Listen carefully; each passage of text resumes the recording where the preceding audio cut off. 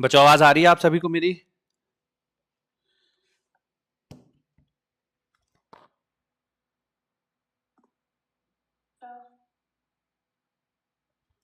Hello hello hello hello. Good morning good morning, क्या हाल चाल है बच्चों? Very good morning. Radhe Radhe Radhe Radhe. Good morning भैया। कैसे हो बच्चों आप सब? चलिए बढ़िया बढ़िया।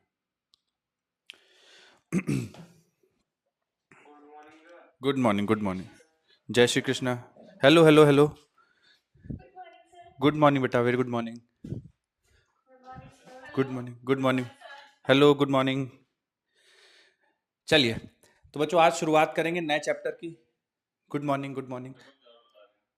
हाँ बोलिए बेटा।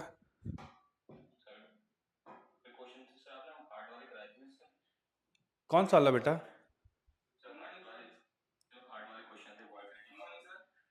वर्क एनर्जी पावर के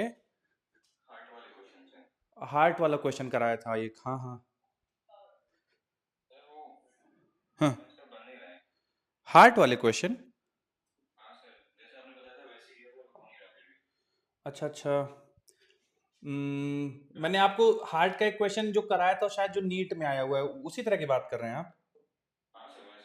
अच्छा अच्छा। तो ओके, अब मुझे थोड़ा सा वर्डिंग उसकी याद नहीं है। आप टूवर्ड्स द एंड में से पूछ लेना, ठीक है? 5-7 मिनट पहले मैं एंड करूंगा। Ram Ram. Towards the end कर लें डिस्कशन भैया। हाँ हाँ। Good morning good morning. Towards the end जब क्लास खत्म होने वाली होगी आप मेरे को एक बार याद दिला देना, कर देंगे, ठीक है? हाँ। नमस्कार नमस्कार नमस्कार। बैठ जाइए बच्चों जल्दी से। ठीक। बच्चों आज रोटेशनल मोशन की शुरुआत करते हैं। नमस्कार भैया। सर बच्चों आप लोगों के साथ एक डीपीपी शेयर होगी। डीपीपी क्या मतलब? वो शीट है, उसमें कलेक्शन है एक्सरसाइज 1 और एक्सरसाइज 2, दो एक्सरसाइज है। सेकेंड वाली में सारे आपके पीवाईक्यूज हैं और फर्स्ट में बेसिक कॉन्सेप्चुअल क्वेश्चंस हैं, ठीक है? होपफुली आज अभी नहीं शेयर हुई होगी तो अभी तक हो जाएगी दोपहर तक, ठीक है? तो सेंटर ऑफ मास की बच्चों अभी मैंने शेयर करी है। कल मोस्ट प्रोबेबली रोटेशन की शेयर कर दूंगा और फिर वर्क एनर्जी पावर और बाकी जो बीच के चैप्टर्स हैं जो मैंने आपको बोला था वो भी शेयर कर दूंगा, ठीक है? तो वो कर लीजिएगा बच्चों। अच्छे सवाल हैं, सारे बेसिक कंसेप्चुअल क्वेश्चन हैं, बढ़िया सवाल है। और पीवाईक्यूज 2009 से लेकर, अगर मैं गलत नहीं हूं तो 2020 या 21 तक है। तो बाकी शायद आपके मॉड्यूल से मिल जाएंगे जो 1-2 साल के मिसिंग होंगे, ठीक है? वो थोड़ा सा मेरे पास पूरा। हाँ, तो 2009 या 10 के बाद से सारे हैं उसमें। तो अगर आपको उससे भी पहले चाहिएगा तो फिर बताइएगा, तो और मेरे पास बुक्स हैं फिर उनसे निकाल के दूंगा। उसमें 2009 या 10 के बाद के होंगे, तो आप उनको एक बार अटेम्प्ट कर सकते हैं। तो सेंटर ऑफ मास के और उसमें टॉपिक वाइज हैं, तो आप कोई भी टॉपिक रिवाइज करिए तो उससे क्वेश्चन अटेम्प्ट कर सकते हैं। आइए बच्चों रोटेशनल मोशन की शुरुआत करते हैं। सबसे पहले रिजिड बॉडी के बारे में बात करेंगे। तो ये आज पढ़ने वाले बच्चों रिजिड बॉडी के बारे में डिस्कशन करेंगे। रोटेशनल मोशन क्या होता है समझेंगे, काइनेमेटिक्स ऑफ रोटेशनल मोशन देखेंगे, और अगर समय बचा तो मोमेंट। बोलिए बेटा। सर आज तो लाइब्रेरी में कोई नहीं आया। क्यों? सर बहुत बारिश हो रही है, कोई बहुत पानी भरा है। बहुत बारिश हो रही क्या? सर बहुत। अरे यार। हम्म। बारिश होती नहीं है इस बार। यूपी यूपी में, मथुरा में, यूपी में तो बच्चों बारिश नहीं होती, और होती है तो इतनी खतरनाक होती है ना? जैसे मैं, मेरा जो होम टाउन है वो चित्रकूट है, ठीक है? तो वहां पे भी वही हालत है, बहुत गर्मी, एक्सट्रीम गर्मी। और बारिश होगी तो मतलब पूरे दिन सुबह से लेकर शाम तक मौका ही नहीं मिलेगा बाहर जाने का। तो हाँ, ये सब कंडीशन है। बहुत ज्यादा। हाँ हाँ। तो बहुत, तुम लोग ऐसा वर्ड को पकड़ो नहीं। हम भैया मैं भी बहुत ही बोलता हूँ मैं। मेरे यहाँ भी चित्रकूट में भी बहुत बोलते हैं। और हम लोग ना, जैसे कोई चीज बतानी है कि 4 आम ले आना है ना, मान लो एक 4 आम ले आना ऐसा कहना है, तो हम लोग 4 आम ले आना ऐसा नहीं बोलते, हम लोग बोलते 4 ठो आम ले आना। ठो जरूर लगाते हैं हम लोग। तो हाँ हाँ, तो बहुत हो गया, ठो हो गया, ये सब। हम्म। चलिए आइए, रिजिड बॉडी। बच्चों रिजिड बॉडी के बारे में जो कुछ जिनको पता है, अगर कोई बताना चाहें तो बिल्कुल बच्चों बता सकते हैं रिजिड बॉडी क्या होती है और क्या क्या खास बात होता है रिजिड बॉडी के अंदर। कोई भी बच्चों आप में से बताना चाहे, ये तो बता सकते हो बच्चों वैसे तुम लोग, कोई भी आप में से। Rigid body which can not be deformed, ठीक है। और बताइए। मास पूरी बॉडी में डिस्ट्रीब्यूटेड होता है, पॉइंट मास नहीं होता है। बहुत फेयर पॉइंट है। और बताइए बच्चों, बढ़िया 2 पॉइंट मिले, बहुत अच्छे पॉइंट मिले। और बिल्कुल सही बात है, दोनों पॉइंट एकदम करेक्ट हैं कि सर इस ऑब्जेक्ट को डिफॉर्म नहीं कर सकते हैं, नो डिफॉर्मेशन, ठीक है, नो डिफॉर्मेशन। तो जो भी ऑब्जेक्ट है इसका shape as it is maintained रहेगा। तो जैसे मान लीजिए कि 2 पॉइंट है बच्चों, ए और बी, ठीक है। अब आप इस पे कितने भी फोर्स लगा लीजिए, इधर से एक फोर्स लगा दीजिए F1, इधर से फोर्स लगा दीजिए F2, कितने भी फोर्स लगा दीजिए बच्चों, है ना, F3 लगा दीजिए, कोई टॉर्क लग रहा है, कुछ भी हो रहा होगा, लेकिन ए और बी के बीच का जो सेपरेशन है दैट इज फिक्स और वो चेंज नहीं होगा, ठीक है। ए और बी का जो भी सेपरेशन है वो फिक्स रहेगा, वो चेंज नहीं होगा, इररेस्पेक्टिव आप कितने भी फोर्सेस लगा दीजिए उस ऑब्जेक्ट पे। तो इसको बच्चों हम लोग बोलेंगे रिजिड बॉडी। अब जैसा दूसरा पॉइंट किसी बच्चे ने बोला था, वो भी काफी ठीक पॉइंट है कि सर जो मास है वो डिस्ट्रीब्यूटेड होता है, ठीक है। तो सिंगल जो पार्टिकल होता है ना उसके लिए रिजिड बॉडी बोलना सही नहीं रहता। सिंगल पार्टिकल के लिए, सिंगल पार्टिकल है बच्चों रिजिड बॉडी, मतलब रिजिड बॉडी तो वो जो मिलियंस ऑफ पार्टिकल से मिलके बनी हो तभी तो उसको बॉडी कहा जाएगा। अब सिंगल पार्टिकल है तो उसको कैसे रिजिड बॉडी कह देंगे, वो तो हो ही नहीं सकता, है ना। तो मास डिस्ट्रीब्यूटेड होना चाहिए। कोई भी 2 पॉइंट आप उस ऑब्जेक्ट पे ले लीजिए, उनके बीच का सेपरेशन हमेशा फिक्स होगा, कितने भी फोर्सेस लगे हैं। अब देखिए बच्चों, दूसरा दिमाग में आपके सवाल आएगा, क्या सर रिजिड बॉडी रियलिटी में एग्जिस्ट करती हैं? तो आंसर है नहीं। ऐसा कोई ऑब्जेक्ट नहीं बच्चों जिस पे आप फोर्स लगाएं वो डिफॉर्म ना हो सकता है हमें देखने पे ऐसा लगे कि डिफॉर्मेशन नहीं हो रहा है, पर डिफॉर्मेशन होता है। कुछ में बहुत ज्यादा डिफॉर्मेशन हो जाता है, कुछ में बहुत कम डिफॉर्मेशन होता है। जैसे बच्चों बच्चे वो खेलने के लिए, छोटे बच्चों के लिए वो क्ले लाते हैं ना जिसमें रंग बिरंगे बहुत सारे क्ले कलर्स के क्ले होते हैं, तो उस पर फोर्स लगाएंगे वो डिफॉर्म हो जाएगी। मेटल रॉड है उसको खींचेंगे, हो रहा है उसमें भी डिफॉर्मेशन है, पर चूंकि वो इतना कम डिफॉर्मेशन है कि उसको हमारी आंखें देख नहीं सकती हैं, तो हम कह देते हैं कि उसमें डिफॉर्मेशन नहीं हो रहा है। इस चैप्टर के अंदर बच्चों जो हम बॉडीज पढ़ेंगे वो सारी की सारी रिजिड बॉडीज होंगी। तो आपको सवाल में बोला जाए या ना बोला जाए, आपको रिजिड बॉडी मान के ही चलना है कि 2 पॉइंट्स हैं उनके बीच का सेपरेशन चेंज नहीं होगा। इस चैप्टर के बाद बच्चों मैं आपको एक चैप्टर पढ़ाऊंगा, मैकेनिकल प्रॉपर्टीज ऑफ सॉलिड्स। उसमें आप देखोगे कि फोर्स लगाने में ऑब्जेक्ट में डिफॉर्मेशन हो रहा है, तो उस चैप्टर में हम लोग उसकी बात करेंगे कि कैसे डिफॉर्मेशन निकालते क्या है, लेकिन इस चैप्टर के अंदर कोई डिफॉर्मेशन नहीं माना जाएगा। तो हेडिंग डालिए बच्चों, मेन हेडिंग आपकी रोटेशनल मोशन होगी। उस मेन हेडिंग के अंदर पहली हेडिंग डालिए रिजिड बॉडी। मैं 1-2 पॉइंट आपको लिखवा देता हूं।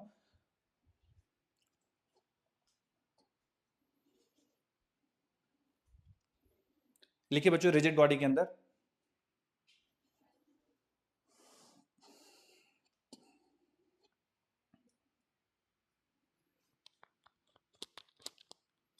Separation between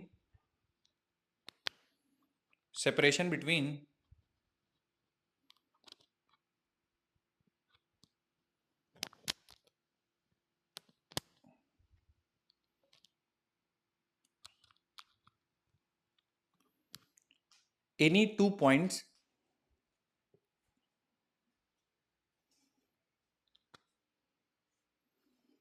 separation between any 2 points,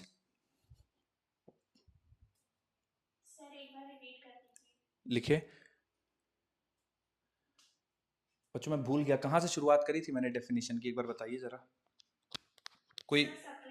हाँ हाँ, separation between any 2 points, separation between any 2 points is constant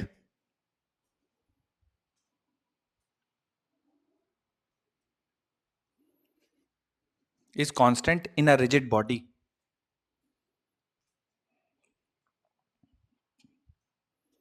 Separation between any 2 points is constant in a rigid body.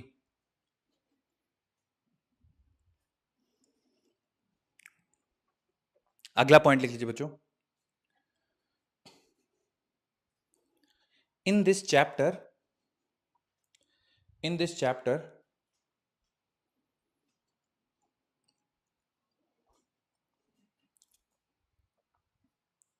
all objects all objects all objects will be considered as rigid body. All objects will be considered as rigid body.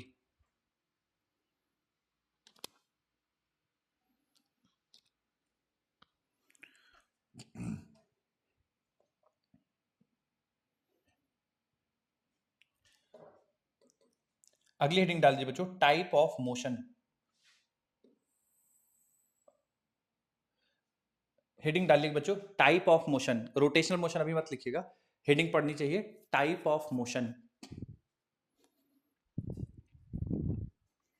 बच्चों जब आपसे type of motion पूछा जाता है तो कोई भी आप में से बताना चाहे, सही गलत का चिंता मत करिए, कोई बात नहीं, गलत होगा तो कोई बात नहीं। कितने टाइप के मोशन बच्चों आप लोग जानते हैं? 3 टाइप के। कौन कौन से?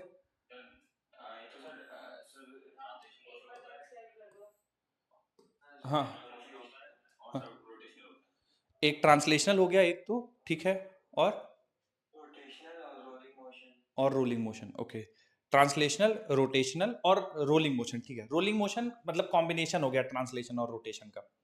ठीक, चलिए बच्चों थोड़ा सा मैं इसमें समझाता हूं आपको कि ट्रांसलेशन मोशन, रोटेशनल मोशन और जो ट्रांसलेशन प्लस रोटेशन कंबाइंड है, तीनों में अंतर क्या है। तो बच्चों बिल्कुल सही बात है, टाइप्स ऑफ मोशन की बात की जाए तो 3 कैटेगरी में आपको मोशन को डिवाइड कर सकते हैं। पहला है ट्रांसलेटरी मोशन। अब किसी भी बच्चे को अगर पता हो कि ट्रांसलेटरी मोशन क्या होता है, रोटेटरी मोशन या, हाँ, एक जगह से दूसरी जगह जाने में ट्रांसलेशनल मोशन होता है। ओके,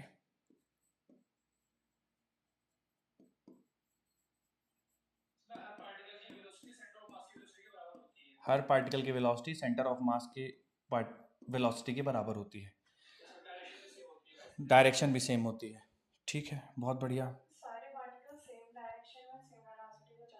सारे पार्टिकल सेम डायरेक्शन में सेम वेलोसिटी से चलते हैं ट्रांसलेटरी मोशन में।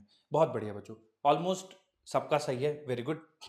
देखो जो सही बात है, जितने भी आंसर दिए गए एकदम परफेक्ट हैं। ठीक है, ट्रांसलेटरी मोशन की अगर हम लोग बात करें तो कोई भी ऑब्जेक्ट को ट्रांसलेटरी मोशन कहा जाएगा कि अगर उसके हर पार्टिकल की वेलोसिटी जो है बराबर हो।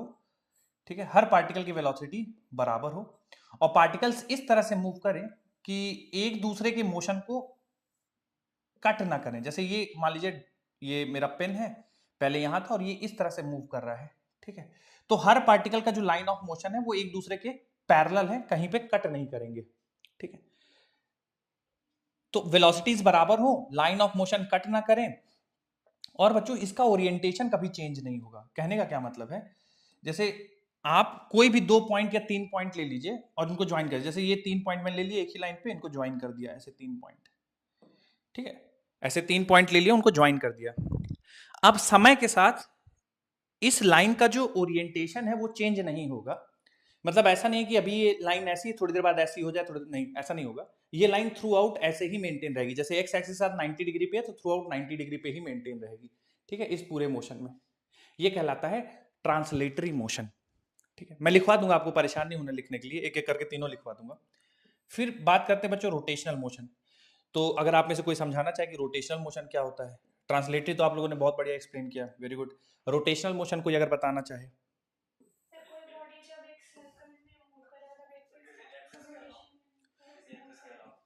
किसी एक्सिस के अलोंग जब पार्टिकल मूव करे, सर्कल में मूव करे, 2 पॉइंट आए हैं, और कोई कुछ बताना चाहता है।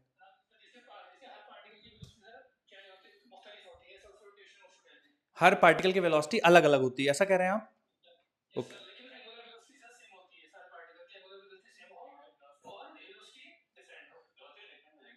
एंगुलर वेलोसिटी सेम हो हर पार्टिकल की, और लीनियर वेलोसिटी डिफरेंट हो। ठीक है, 3 पॉइंट आए। क्या बेटा? एंगुलर स्पीड सेम होगी। ठीक है, 4 पॉइंट आ गए। ठीक है, और कोई कुछ ऐड करना चाहता है? बहुत बढ़िया, लगभग लगभग सही है, थोड़ा सा कुछ गड़बड़ है तो मैं उसको थोड़ा समझाता हूँ। देखिए बच्चों, रोटेशनल मोशन सर्कल में घूमना ऐसा नहीं है। जैसे मैं आपको एग्जांपल देता हूँ, मान लीजिए बच्चों में ये पेन है ना, इस पेन को मैं ऐसा घुमा दूं, ठीक है, तो ये रोटेशनल मोशन का एग्जांपल नहीं है, ठीक है, इट इज सर्कुलर मोशन। इसका एक कोई पार्टिकल देखेंगे तो सर्कल में घूम रहा है अनडाउटेडली, पर ये रोटेशनल मोशन का एग्जांपल नहीं है। सर कैसे कहेंगे फिर रोटेशनल मोशन क्या होगा, कैसे पहचानेंगे? देखिए, पहचानने का तरीका सुनिए। कोई भी ऑब्जेक्ट है, आप, हाँ, क्या कह रहे हैं बेटा, बोलिए बोलिए। एक्सिस के अलॉन्ग रोटेट करेगा, ठीक है। मैं थोड़ा सा और आपको एक तरीका बताता हूँ, उससे आप हमेशा चेक कर सकते हैं रोटेशनल मोशन है या नहीं। कोई भी दो पॉइंट ले लीजिए और उनको ज्वाइन कर दीजिए, ठीक है। अगर ये जो आपने लाइन ज्वाइन करी है, अगर ये समय के साथ अपना ओरिएंटेशन चेंज कर रही है तो ये ऑब्जेक्ट रोटेशनल मोशन कर रहा है, अदरवाइज ये रोटेशनल मोशन नहीं कर रहा है। जैसे मैंने एग्जांपल लिया कि अभी ये देखिए, ये पेन जो है ये सर्कुलर मोशन कर रहा है, लेकिन इसमें कोई भी आप दो पॉइंट्स को ज्वाइन कर दीजिए, उसका ओरिएंटेशन किसी भी एक्सेस के साथ चेंज नहीं हो रहा है, तो ये रोटेशनल मोशन का एग्जांपल नहीं है बेटा, ये ट्रांसलेशनल मोशन का एग्जांपल है ना। हर पार्टिकल की आप इसमें देख लीजिए स्पीड जो है सेम है और एक दूसरे के मोशन को कैंसिल नहीं करेंगे, ठीक है। तो रोटेशनल मोशन में क्या है कि आप दो पॉइंट्स को ज्वाइन कर दीजिए, उनका ओरिएंटेशन समय के साथ चेंज होना चाहिए। जैसे कि आप फैन देख लीजिए, है ना, हमारे ऊपर सीलिंग फैन है, वो घूम रहा है, रोटेशनल मोशन का एग्जांपल है, ठीक है। व्हील्स गाड़ी के घूम रहे हैं, है ना, लेकिन गाड़ी आगे ना बढ़े, केवल एक जगह पे व्हील्स मूव करते रहे, वो रोटेशनल मोशन का एग्जांपल है। वो जो एक्सेल होते हैं, है ना, किसी भी मशीन में, जनरेटर में, आटा चक्की वाली मशीन में, वो एक्सेल घूमते रहता है एक जगह पे, वो भी प्योर रोटेशनल मोशन का एग्जांपल है ना। तो आप दो पॉइंट्स को ज्वाइन कर दीजिए, अगर उनका ओरिएंटेशन टाइम के साथ चेंज हो रहा है तो वो ऑब्जेक्ट रोटेशनल मोशन कर रहा है। मैं भी लिखवा दूंगा, घबराइए नहीं।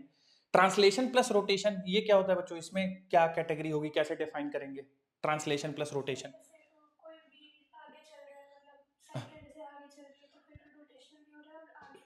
बिल्कुल सही है। आप डे टू डे लाइफ में जो भी व्हीकल है वो आगे बढ़ रहा है, उसके जो व्हील का मोशन है वो ट्रांसलेशन प्लस रोटेशन है, ठीक है। तो व्हील आगे भी बढ़ रहा है, अपनी एक्सिस में रोटेट भी कर रहा है और आगे भी बढ़ रहा है, तो वो बच्चों कहलाएगा ट्रांसलेशन प्लस रोटेशन, है ना। जैसे किसी बच्चे ने शुरुआत में बोला कि सर थर्ड मोशन जो है वो एग्जांपल होता है रोलिंग मोशन, बिल्कुल, rolling motion is an example of combined translation plus rotation, ठीक है। रोलिंग मोशन एक स्पेशल केस हो गया कंबाइंड ट्रांसलेशन प्लस रोटेशन का। कोई ऑब्जेक्ट आगे बढ़ रहा है, रोटेट भी कर रहा है, तो ये आपका ट्रांसलेशन प्लस रोटेशन है। मैं पेन को ऐसे फेंक दूं, ये ट्रांसलेशन प्लस रोटेशन है, क्योंकि पेन एक्सिस पे रोटेट भी कर रहा है, ऊपर जा रहा है और फिर नीचे भी आ रहा है, तो कंबाइंड ट्रांसलेशन प्लस रोटेशन, ठीक है। अब बच्चों देखिए, रोटेशनल मोशन में जैसे ये रोटेशनल मोशन तो आप समझ गए, है ना, कि जो ओरिएंटेशन है लगातार चेंज होनी चाहिए। अब जो एक्सिस ऑफ रोटेशन है, सर एक्सिस ऑफ रोटेशन क्या होता है? चलिए मैं थोड़ा एक्सिस ऑफ रोटेशन आपको समझाऊंगा और लिखवाऊंगा भी उसके बारे में। तो हेडिंग डाल दीजिए बच्चों, टाइप ऑफ मोशन लिखिए। There are three types of motion, there are three types of motion, बोलिए।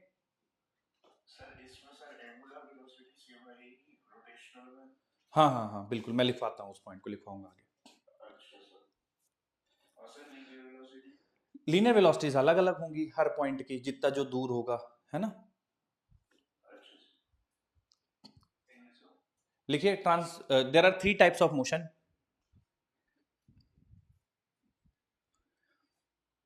There are three types of motion. पहली हेडिंग डाल दीजिए बच्चों, ट्रांसलेशनल मोशन या ट्रांसलेटरी मोशन, जो भी लिखना चाहें आप, ट्रांसलेशनल मोशन या translatory motion.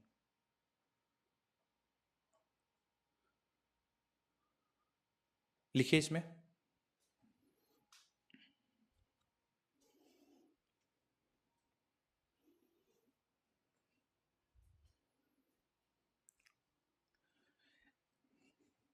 line joining, line joining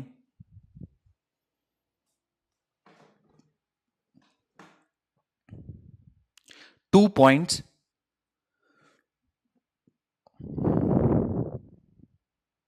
line joining two points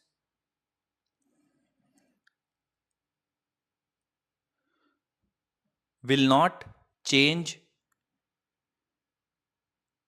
line joining two points will not change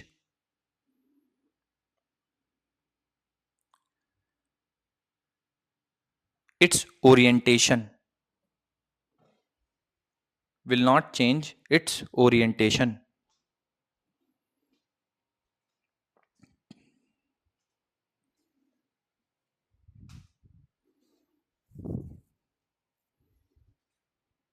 अगला पॉइंट लिखिए.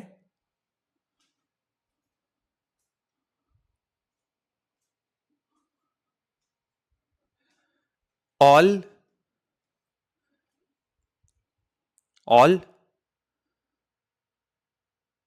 points all points will have all points will have same velocity. All points will have same velocity.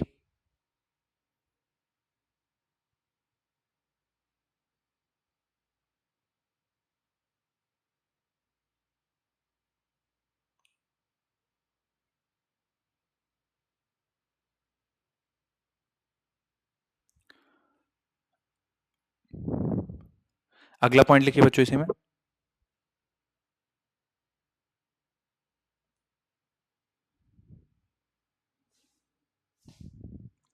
line of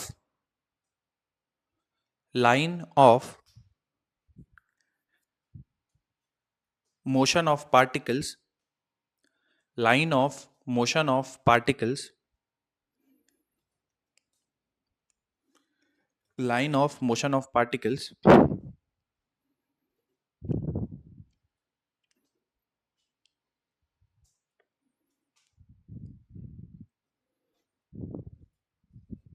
will be parallel. Line of motion of particle will be parallel.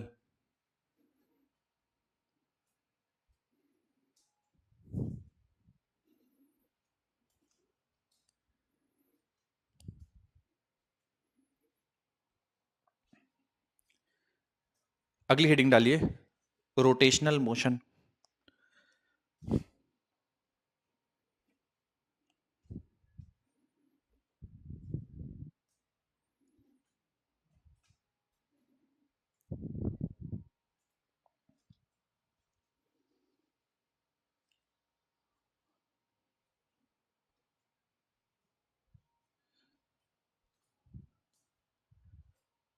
Rotational motion के अंदर लिखिए, line joining two points on the body line joining two points on the body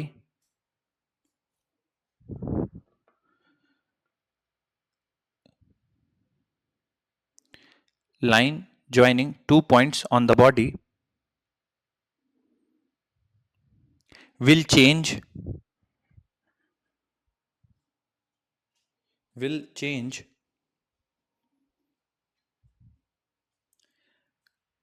orientation will change orientation.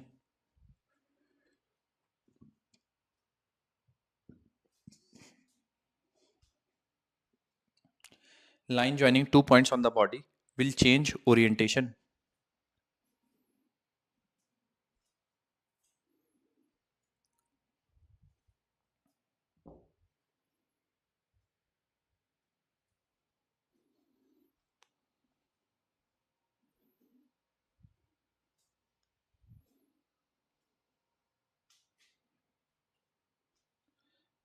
अगली heading डालिए बच्चों, axis of rotation.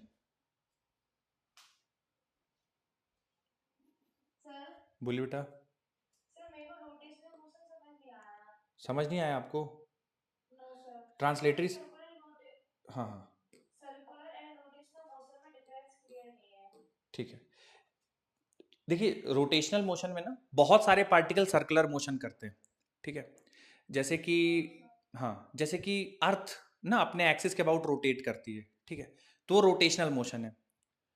अब अर्थ में मैं और आप हैं, तो मान लीजिए कोई स्पेस से हम लोग को देख रहा है. ठीक है, जैसे ये हमारा axis of rotation of earth हो गई और ये हम लोग की अर्थ हो गई. ठीक है, ऐसा मान लीजिए अर्थ हो गई ये.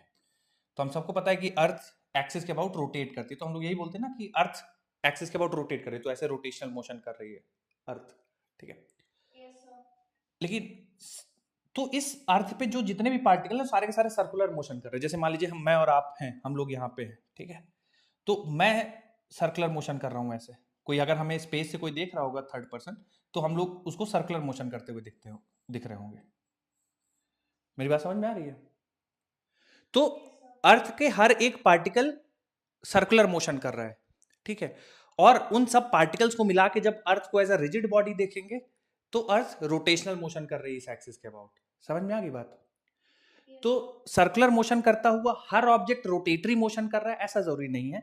जैसे मान लो मैं एक पार्टिकल, अर्थ की सरफेस पे ना एक पार्टिकल है, ठीक है, अर्थ की सरफेस पे एक पार्टिकल बहुत एकदम ये पार्टिकल है। अब मैं ये घूम रहा है ऐसे सर्कल में, ऐसे सर्कल में मान लीजिए घूम रहा है, ठीक है, सर्कल में ऐसे घूम रहा है। अब इसके मोशन को मैं रोटेशनल मोशन नहीं कह सकता, क्योंकि रोटेशनल मोशन में रिजिड बॉडी के लिए डिफाइंड है रोटेशनल मोशन। मेरी बात समझ रहे हैं? हाँ, तो एक पार्टिकल का मोशन भी सर्कुलर मोशन हो सकता है, और बहुत सारे पार्टिकल जब सर्कुलर मोशन करने लगते हैं एक कॉमन लाइन के अबाउट, तो उसको हम लोग रोटेशनल मोशन कहते हैं। मैं अभी आपको एक्सिस ऑफ रोटेशन में वही चीज लिखवाने वाला था। फिर भी थोड़ा बहुत तो डिफरेंस क्लियर होगा शायद अब, या अभी भी नहीं? अच्छा, कोई बात नहीं, अभी एक्सिस ऑफ रोटेशन समझाऊंगा तो उसमें जैसे देखो ये मेरा पेन है ना, अगर मैं इसको ऐसे सर्कल में घुमाऊं, ठीक है, तो ये कह सकते हैं कि ये पेन सर्कुलर मोशन कर रहा है, ठीक है, अगर इसको एक एज अ पार्टिकल मान के सर्कुलर मोशन कर रहा है, ठीक है। तो सर्कुलर मोशन में क्या, सर्कुलर मोशन क्या होता है कि पार्टिकल की एक फिक्स पॉइंट से डिस्टेंस बराबर होती है, तो सर्कुलर मोशन पार्टिकल कर सकता है, रिजिड बॉडी भी सर्कुलर मोशन कर सकती है, पर पार्टिकल सर्कुलर मोशन कर सकता है, रिजिड बॉडी भी मान लो सर्कुलर मोशन कर सकती है, ठीक है। लेकिन लेकिन हम जैसे ये अर्थ का मोशन है इस एक्सिस के अबाउट, तो उसको हम रोटेशनल मोशन कहेंगे। उसके अर्थ में प्रेजेंट हर एक ऑब्जेक्ट सर्कुलर मोशन कर रहा है, ठीक है। तो सर हमें अगर चेक करना है तो सर्कुलर मोशन की डेफिनेशन बिल्कुल क्लियर है कि अगर कोई पार्टिकल सर्कुलर पाथ में घूम रहा है तो उसका मोशन सर्कुलर मोशन होगा। अब बहुत सारे पार्टिकल्स अगर सर्कुलर पाथ में घूमने लगे, जैसे अर्थ का एक्सिस ऑफ रोटेशन ये है, ठीक है, तो अर्थ के सरफेस पे जितने पार्टिकल हैं वो सब घूम रहे हैं इस लाइन के अबाउट, तो इस एक्सिस के अबाउट हम बोलेंगे रोटेशनल मोशन है, ठीक है। तो रोटेशनल मोशन खैर रिजिड बॉडी के लिए डिफाइंड है, एक पार्टिकल रोटेशनल मोशन नहीं कर सकता, कि आप एक पार्टिकल पूछे, लेकिन एक पार्टिकल सर्कुलर मोशन कर सकता है, एक पार्टिकल रोटेशनल मोशन नहीं कर सकता है, ठीक है। रोटेशनल मोशन करने के लिए पार्टिकल्स, ग्रुप ऑफ पार्टिकल्स होने चाहिए, ठीक। हाँ बिल्कुल होगा, सर्कुलर मोशन होगा। तो उसमें जैसे ये मान लीजिए, क्या बेटा? वही मैं कह रहा हूं कि अगर, अब वो डिपेंड करता है, जैसे कि जैसे ये फैन है, ठीक है, अब इस फैन पे आप तीन पार्टिकल नोट कर लो, पार्टिकल ए, पार्टिकल बी, ठीक है। अब मुझसे आप पूछो कि सर ये जो पार्टिकल ए है ये कौन सा मोशन कर रहा है, तो बच्चों क्या आंसर करोगे? पार्टिकल ए का मोशन कैसा है? Circular motion. क्या मैं पार्टिकल ए के मोशन को रोटेशनल मोशन कह सकता हूं क्या, केवल ए पार्टिकल को? नहीं, क्योंकि उसके लिए मैंने डेफिनेशन में ही आपको बताया कि रोटेशनल मोशन के लिए आपको दो पॉइंट सेलेक्ट करने पड़ेंगे, उनकी लाइन खींचो, अगर वो ओरिएंटेशन लगातार चेंज कर रहे हैं तो रोटेशनल मोशन है।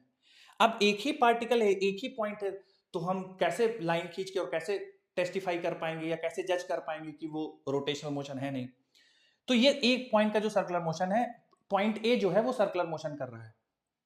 पॉइंट बी के बारे में बच्चों पूछो, पॉइंट बी क्या कर रहा है, तो क्या बोलोगे आप? सर्कुलर मोशन कर रहा है, ठीक है। अब लेकिन अगर मैं एज अ फैन की बात करूं, पूरा फैन की बात, तो रोटेशनल मोशन फैन का कहना सही रहेगा कि फैन कैसा मोशन कर रहा है, फैन रोटेशनल मोशन कर रहा है, क्योंकि अगर मैं ए और बी को ज्वाइन कर दूं ऐसा, तो ये लाइन जो है लगातार अपना ओरिएंटेशन चेंज कर रही है ना। तो फैन जो है तुम्हारा रोटेशनल मोशन कर रहा है। फैन को सर्कुलर मोशन कब कह पाऊंगा? जब ये पूरा फैन ऐसा ऐसा घूमने लगे, चल ना रहा हो, ऐसा घूमने लगे फैन पूरा, हाँ, तो फिर आप कह सकते हो कि फैन सर्कुलर मोशन कर रहा है। पर एक ही ये एक्सिस है, इसके अबाउट रोटेट कर रहा है, तो फिर उसको रोटेशनल मोशन कहना सही रहेगा। मेरी बात समझ में आ रही? सर्कुलर मोशन और रोटेशनल मोशन में डिफरेंस, ठीक है।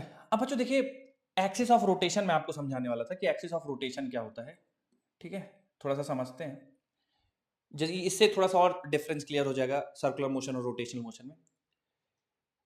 कोई भी रोटेटिंग ऑब्जेक्ट है, उसका एक्सिस ऑफ रोटेशन वो लाइन होगी, एक्सिस ऑफ रोटेशन वो लाइन है जिसपे उस ऑब्जेक्ट के जितने भी पॉइंट्स हैं, पॉइंट ए, पॉइंट बी, जितने भी पॉइंट हैं उस ऑब्जेक्ट के, जैसे मान लो ये ऑब्जेक्ट है और ये ऐसे कुछ रोटेशनल मोशन कर रहा है कुछ एंगुलर स्पीड ओमेगा से, तो अगर आप देखोगे तो ओमेगा इसका एंगुलर स्पीड है, हर एक पॉइंट सर्कुलर मोशन कर रहा है, बी भी सर्कुलर मोशन कर रहा है, सी भी सर्कुलर मोशन कर रहा है, ठीक है, ए बी सी हर सर्कुलर, ये हर पॉइंट जो है सर्कुलर मोशन कर रहा है।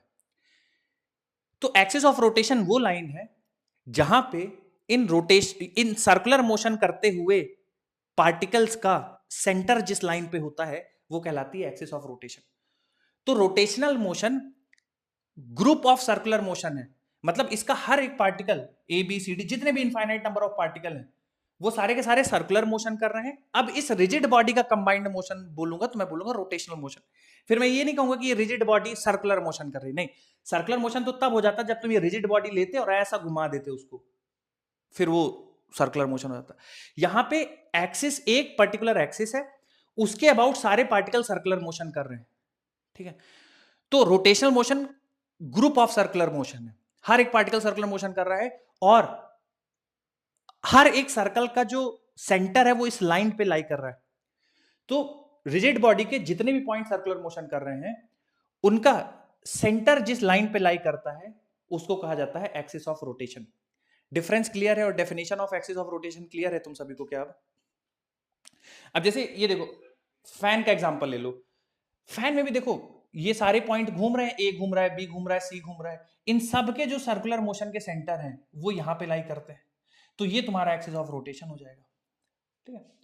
अब जो कुछ एक्सिस ऑफ रोटेशन फिक्स होती हैं, जैसे फैन एग्जांपल हो गया फिक्स एक्सिस ऑफ रोटेशन का, तो इसमें एक्सिस ऑफ रोटेशन फिक्स है और उसके बाद रोटेशनल मोशन हो रहा है।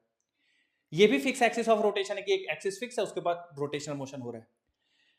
बच्चों तुम सबको पता है सन है और सन के चारों तरफ अर्थ घूम रही है, अर्थ अपने एक्सिस के अबाउट रोटेट भी कर रही है। क्या ये फिक्स्ड एक्सिस ऑफ रोटेशन वाला रोटेशनल मोशन है या इसकी एक्सिस ऑफ रोटेशन भी खुद घूम रही है? एक्सिस ऑफ रोटेशन भी खुद घूम रही है, तो ये बच्चों इसमें रोटेशनल मोशन इस एक्सिस के अबाउट तो हो रहा है और एक्सिस ऑफ रोटेशन खुद घूम रही है, ठीक है। तो कुछ रोटेशनल मोशन ऐसे होते हैं जहां पे एक्सिस ऑफ रोटेशन फिक्स होती है, जैसे हमारा सीलिंग फैन। कुछ रोटेशनल मोशन ऐसे होते हैं जहां एक्सिस ऑफ रोटेशन फिक्स नहीं होती है, एक्सिस ऑफ रोटेशन घूम रही होती है, ठीक है। जैसे हमारे अर्थ का मोशन सन के अराउंड, एक्सिस ऑफ रोटेशन तो हो रहा है, मतलब अर्थ अपने एक्सिस अबाउट तो घूम रही है, साथ ही साथ अर्थ की एक्सिस भी सन के चारों तरफ घूम रही है। तो कुछ रोटेशनल मोशन ऐसे होंगे जहां पे एक्सिस ऑफ रोटेशन फिक्स होगी, कुछ रोटेशनल मोशन ऐसे होंगे जहां पे एक्सिस ऑफ रोटेशन घूम रही होगी। कोई और आप में से बच्चों को एग्जांपल देना चाहे जहां पे एक्सिस ऑफ रोटेशन घूमती है, फिक्स नहीं रहती? मैंने आपको एक एग्जांपल दे दिया है, कोई और आपके दिमाग में आ रहा हो, आप बताना चाहते हो, शेयर करना चाहते हो? कॉइन को फ्लिप करते हैं, बिल्कुल सही बात है। आप कॉइन को फ्लिप करते हो तो कॉइन ऐसा घूमता हुआ ऊपर जाता है, तो उसकी एक्सिस ऑफ रोटेशन ये हो गई, तो एक्सिस ऑफ रोटेशन ऊपर जाती है, फिर एक्सिस ऑफ रोटेशन भी बिल्कुल नीचे आती है, एकदम सही बात है।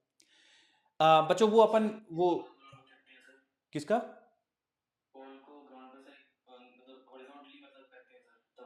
बॉल को, है ना?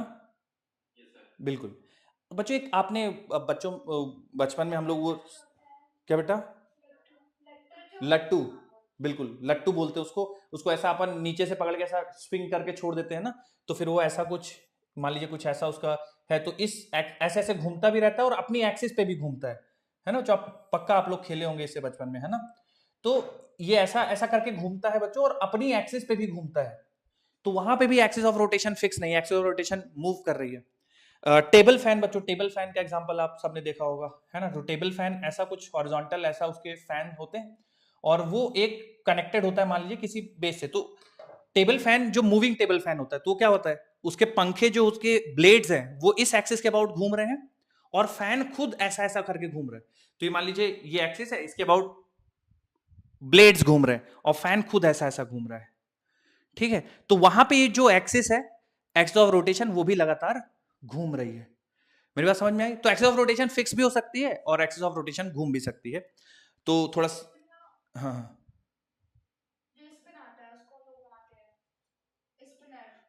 हाँ, स्पिनर, बिल्कुल, जो बॉल को टर्न करता है स्पिनर, वो भी मूविंग एक्सिस ऑफ रोटेशन का एग्जांपल है। बच्चों हेडिंग डाल दीजिए नेक्स्ट, रोटेशनल मोशन के ही अंदर एक्सिस ऑफ रोटेशन लिखिए थोड़ा सा, axis of rotation. Line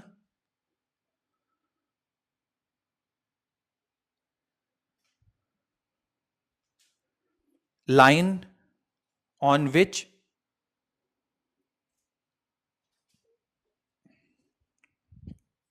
line on which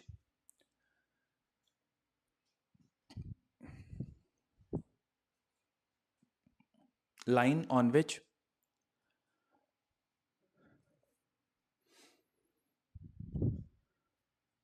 center of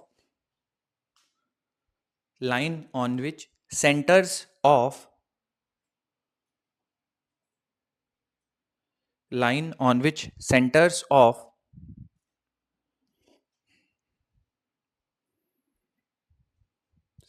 of all circular motion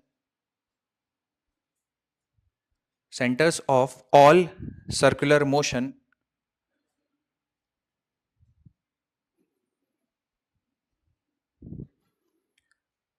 centers of all circular motion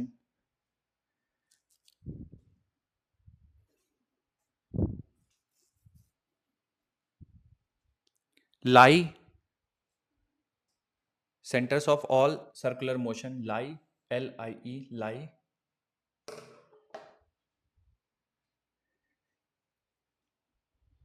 is called as axis of rotation.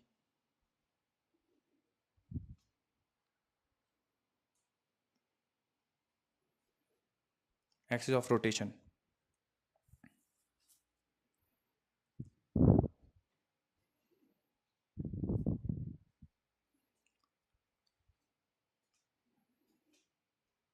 इसी में लिख लीजिए बच्चों अगला पॉइंट, लाई, मैं फिर से रिपीट कर देता हूँ, line on which centres of all circular motion lie is called as axis of rotation.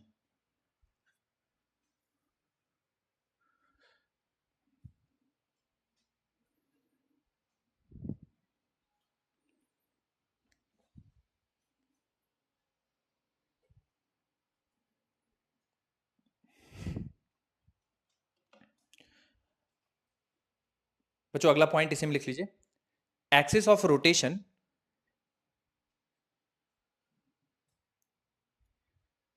axis of rotation may be fixed axis of rotation may be fixed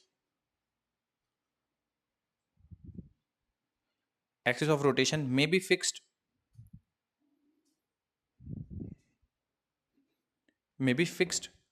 or moving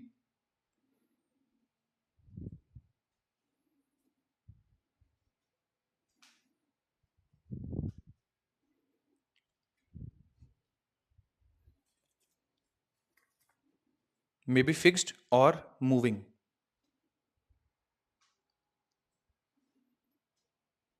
एक एक example लिख लीजिए बच्चों, ceiling fan bracket में लिख लीजिए fixed axis of rotation, motion of earth moving axis of rotation. एक एक एग्जांपल लिख लीजिए, ceiling fan fixed axis of rotation हो गया, motion of earth moving axis of rotation.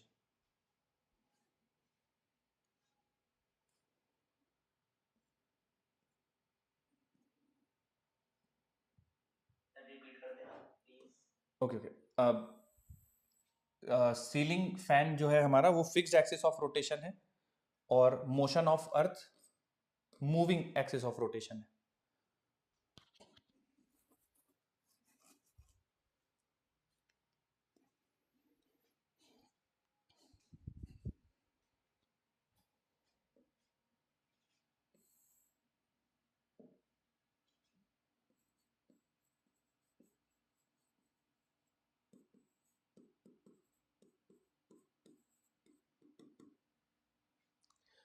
अगली हेडिंग डाल दीजिए बच्चों, काइनेमेटिक्स ऑफ रोटेशनल मोशन. तो आप केवल काइनेमेटिक्स डाल दीजिए हेडिंग, काइनेमेटिक्स.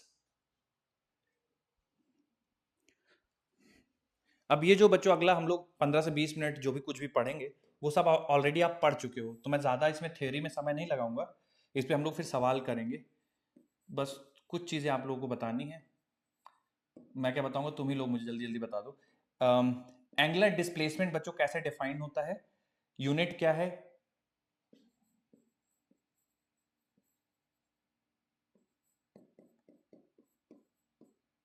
हेलो। हाँ हाँ बोलिए। सर आपकी वॉइस क्लियर नहीं आ रही है। मेरी आवाज़ नहीं आ रही क्लियर? आ रही है सर, आ रही है सर। बच्चे अपने, हाँ अपने सेंटर पे एक बार चेक करवा लीजिए। मथुरा में नहीं आ रही है? हम्म, यार इधर तो सब कुछ बढ़िया सर है। आ रही है इधर। नेटवर्क प्रॉब्लम होगी भाई। हाँ हाँ, नेटवर्क का इशू हो सकता है। मेरे एंड पे सब कुछ बढ़िया है बच्चों, क्योंकि मेरे एंड पे अगर दिक्कत होगी तो सबको ही हो जाएगी। चलिए, बच्चों चलिए, एंगुलर डिस्प्लेसमेंट के बारे में बताइए कि एंगुलर डिस्प्लेसमेंट हम लोग कैसे डिफाइन करते हैं, यूनिट क्या होती है, जल्दी से। सर आर का radius and unit radian. Arc upon radius and unit is radian, बिल्कुल सही। यूनिट डिग्री है ऐसा, यूनिट रेडियन। बिल्कुल। डायमेंशंस क्या हो जाएंगी इसकी? Unit less. नहीं नहीं, dimension, dimension less. Dimension less होगी, यूनिट रेडियन होगी, ठीक है, ध्यान रखिएगा। एंगुलर वेलोसिटी कैसे डिफाइन करते हैं हम लोग? Angular velocity omega D theta by D T, ठीक है। यूनिट क्या हो जाएगी इसकी? और dimension? T minus T minus one, बिल्कुल। देखिए रेडियन के कोई डायमेंशन नहीं होते, पर सेकंड के लिए टी माइनस वन हो जाएगा। उसके बाद एंगुलर एक्सीलरेशन बच्चों, alpha D omega by D T, unit क्या हो जाएगी? Okay, dimension T minus two, ठीक है। ये बेसिक बेसिक बच्चों आप लोग सर्कुलर मोशन में सब कुछ पढ़ चुके हैं, ठीक है। इस पे कुछ सवाल करते हैं बच्चों, है ना। सवाल करने से पहले थोड़े से आपको और मैं बेसिक बेसिक जानकारी दे दूं। जो बच्चों लीनियर मोशन में हम लोग कांस्टेंट एक्सीलरेशन के लिए पढ़ते हैं, वैसी की वैसी सारी इक्वेशन वैलिड है रोटेशनल मोशन के लिए, ठीक है। जैसे कि ओमेगा बराबर omega not plus alpha t, ठीक है, first equation of motion. Theta बराबर omega not t plus half of alpha t square, third equation omega square बराबर omega not square plus two alpha theta. nth second का linear displacement जैसे लिखते हैं, nth second का angular displacement हो जाएगा omega not plus alpha by two into two n minus one.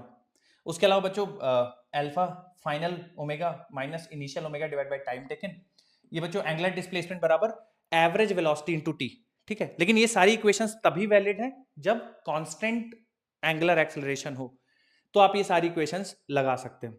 अगर angular acceleration constant ना हो तो फिर बच्चों आपको डिफरेंशिएशन और या फिर बाकी जो भी इंटीग्रेशन का सहारा लेना पड़ सकता है, अगर एंगुलर एक्सेलरेशन कांस्टेंट नहीं है।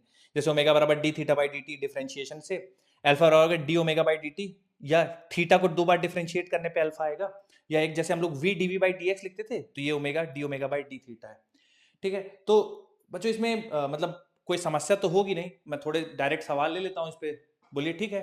कर लोगे ना आप इस पे सवाल, या कुछ लिखना चाहते हो इसमें? ये पहले से तो ऑलरेडी आप जानते हो, है ना, तो कोई दिक्कत नहीं है। अगर फिर भी किसी को समस्या है तो आप बाकी बाद में इसको नोट कर सकते हो, ये कोई ऐसी चीज तो है नहीं। डायरेक्ट सवाल कर लेते हैं इस पे, तो थोड़ा सा और हम लोग को कॉन्फिडेंस आएगा।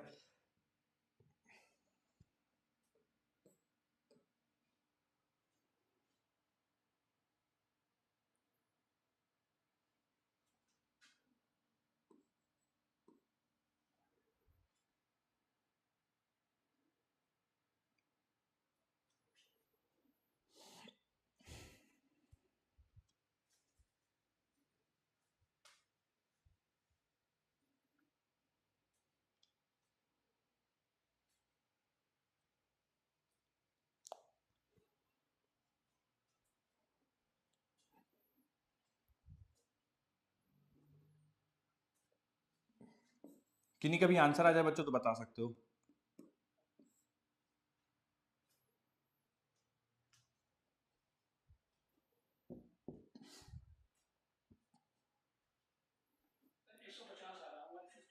150 रेडियन,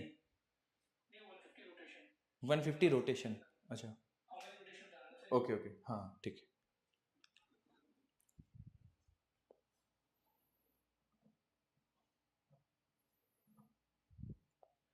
बच्चों और किसी का है बताना चाहते हैं?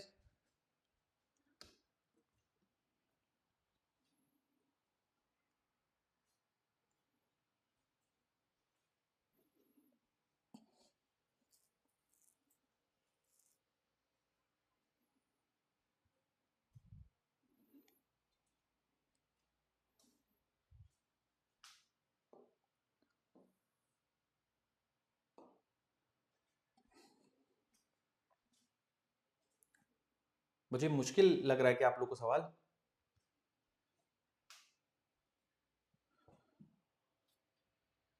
इसमें फॉर्मूले से आ जाएगा ना सर ये। Hmm. v initial plus v final upon 2 into time hmm. और सोर्स तो निकल जाएगा, बिल्कुल। निकल जाएगा, सोर्स को 2 पाई से डिवाइड कर देंगे। एब्सोल्युटली। देखिए बच्चों,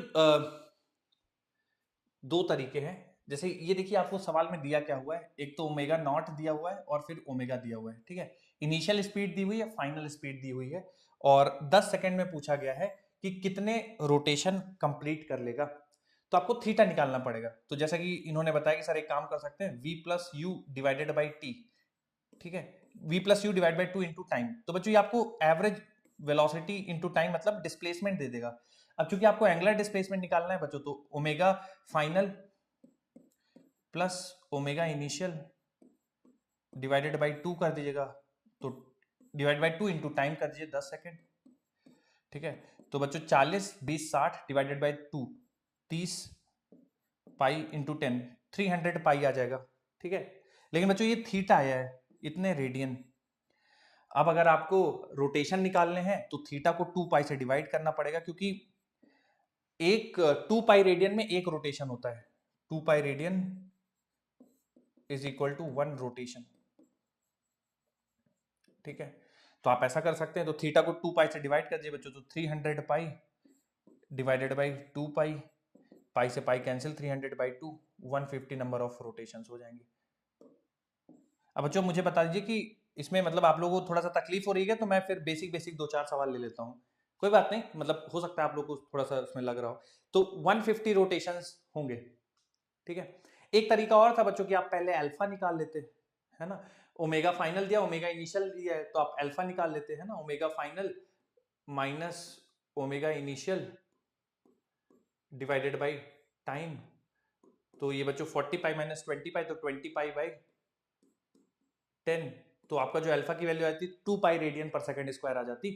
फिर आप थीटा निकाल लेते, ठीक ठीक है।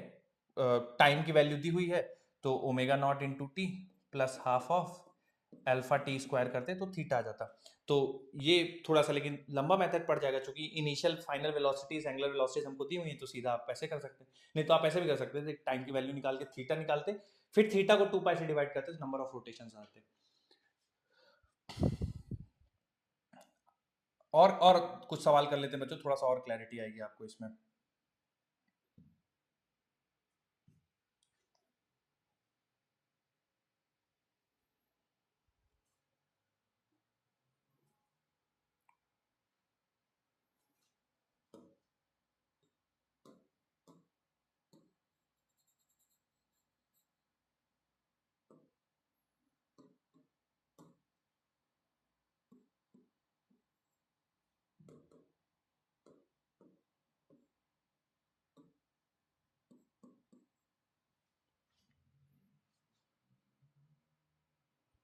बच्चों बहुत आसान सा सवाल है इस बार, उम्मीद करता हूँ कि काफी सारे बच्चों का है।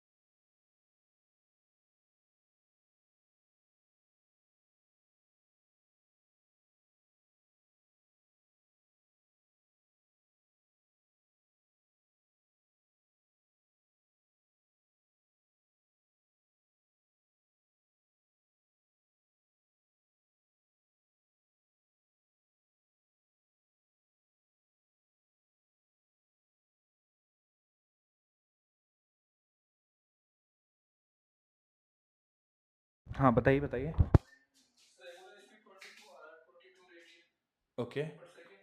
Okay displacement 24 displacement. ओके। बच्चों और लोग भी बताइए भाई, ऐसा मत करिए प्लीज़। मतलब स्पीड आ रहा है सर 22, एंगुलर डिस्प्लेसमेंट 22 आ रहा है और डिस्प्लेसमेंट जो आ रहा है सर 24 आ रहा है ओके एंगुलर। ठीक।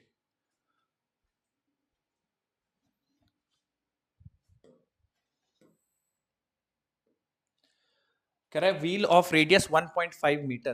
तो बच्चों रेडियस दे रखा है आपको 1.5 मीटर, और पूछा गया कि at a constant angular acceleration of 10 radian पर सेकंड स्क्वायर। तो कांस्टेंट एंगुलर एक्सेलरेशन है 10 रेडियन पर सेकंड स्क्वायर। जैसे ही आपने देखा है कि एक्सेलरेशन कांस्टेंट है, मतलब इक्वेशन ऑफ मोशन वैलिड रहेंगी। कह रहा है कि इनिशियल स्पीड जो है वो 60 बाई पाई राउंड्स पर मिनट है।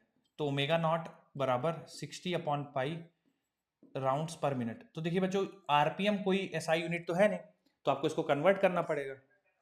तो 60 बाय पाई, एक राउंड में बच्चों होते हैं 2 पाई, और ये पर मिनट है तो मतलब 60 से डिवाइड करना पड़ेगा।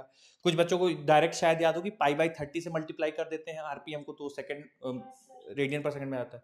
तो यहाँ से देखिए आप कैंसिल करेंगे तो पाई से पाई कैंसिल होगा, 60 से 60 कैंसिल होगा, ये आ जाएगा 2 रेडियन पर सेकंड। बस अगर आप डायरेक्ट आरपीएम रख देंगे सब गड़बड़ हो जाएगा। तो ओमेगा नॉट ये आ गया है। फिर कह रहा है what will be the angular speed at T बराबर 2 सेकंड।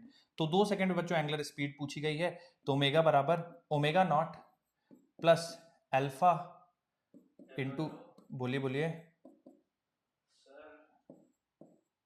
बोलिए बोलिए, 22 रेडियन।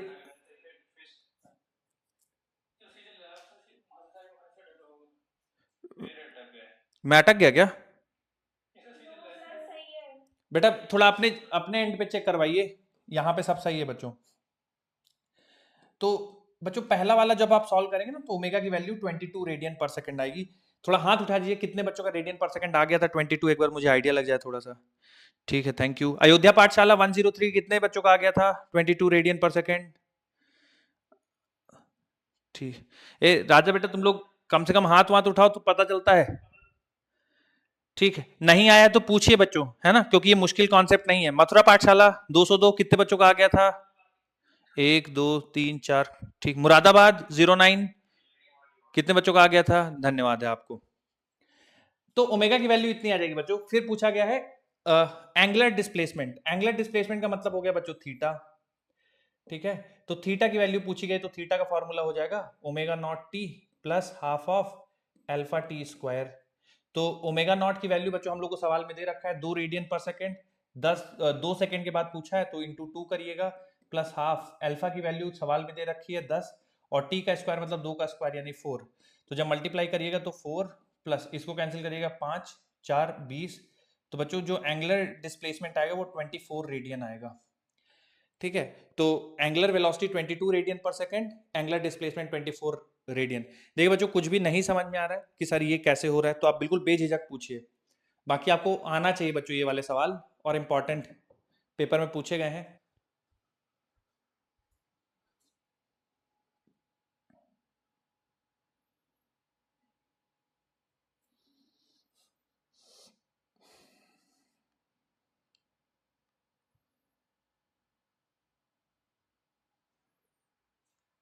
अगला सवाल ले लूं, अगला सवाल।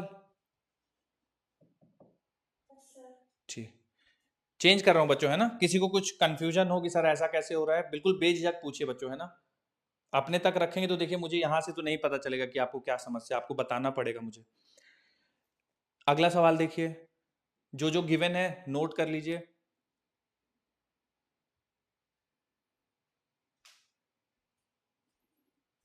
क्या पूछा है वो निकाल लीजिए।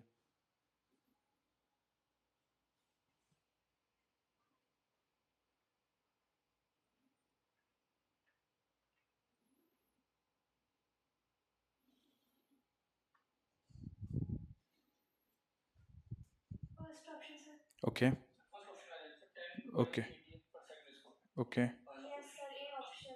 ए ऑप्शन आ रहा है। Yes sir. ठीक, और भी बच्चे लोग कैलकुलेट कर लीजिए, कुछ देर और वेट करता हूँ। ठीक,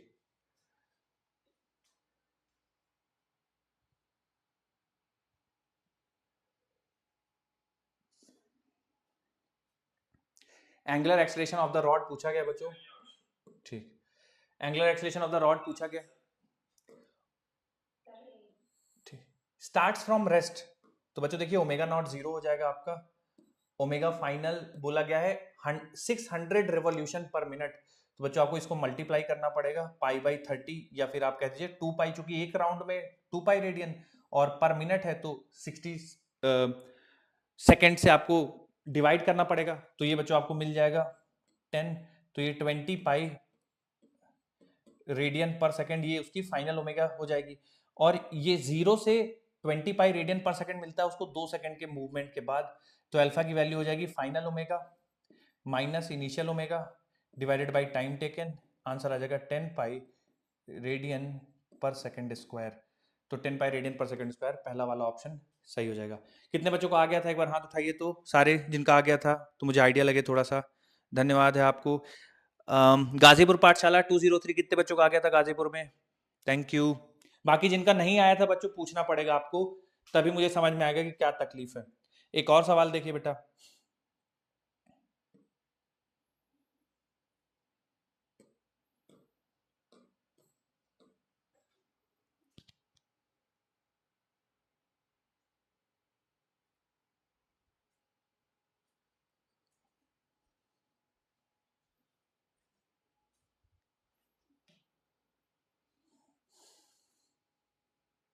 first option sir. First option disk spinning at the rate of 27.5 radian per second slowed at the rate of 10 radian per second square, the time after which it will come to rest is। तो बच्चों इसके साथ ये मान लीजिए ए part है, ये आपसे पूछा गया है, इसका बी पार्ट मैं बच्चों खुद से ऐड कर दे रहा हूं, आपको बताना है। पहला वाला पार्ट तो सॉल्व करना ही है, दूसरा वाला मैं लिख देता हूं, number of turns before it comes to rest, तो रेस्ट में आने से पहले कितने टर्न्स कंप्लीट कर लेगी वो भी बताना है आपको, number of turns before it comes to rest. तो पहले पार्ट का आपको आंसर ऑप्शन में मिल जाएगा, दूसरा आपको बताना पड़ेगा खुद से।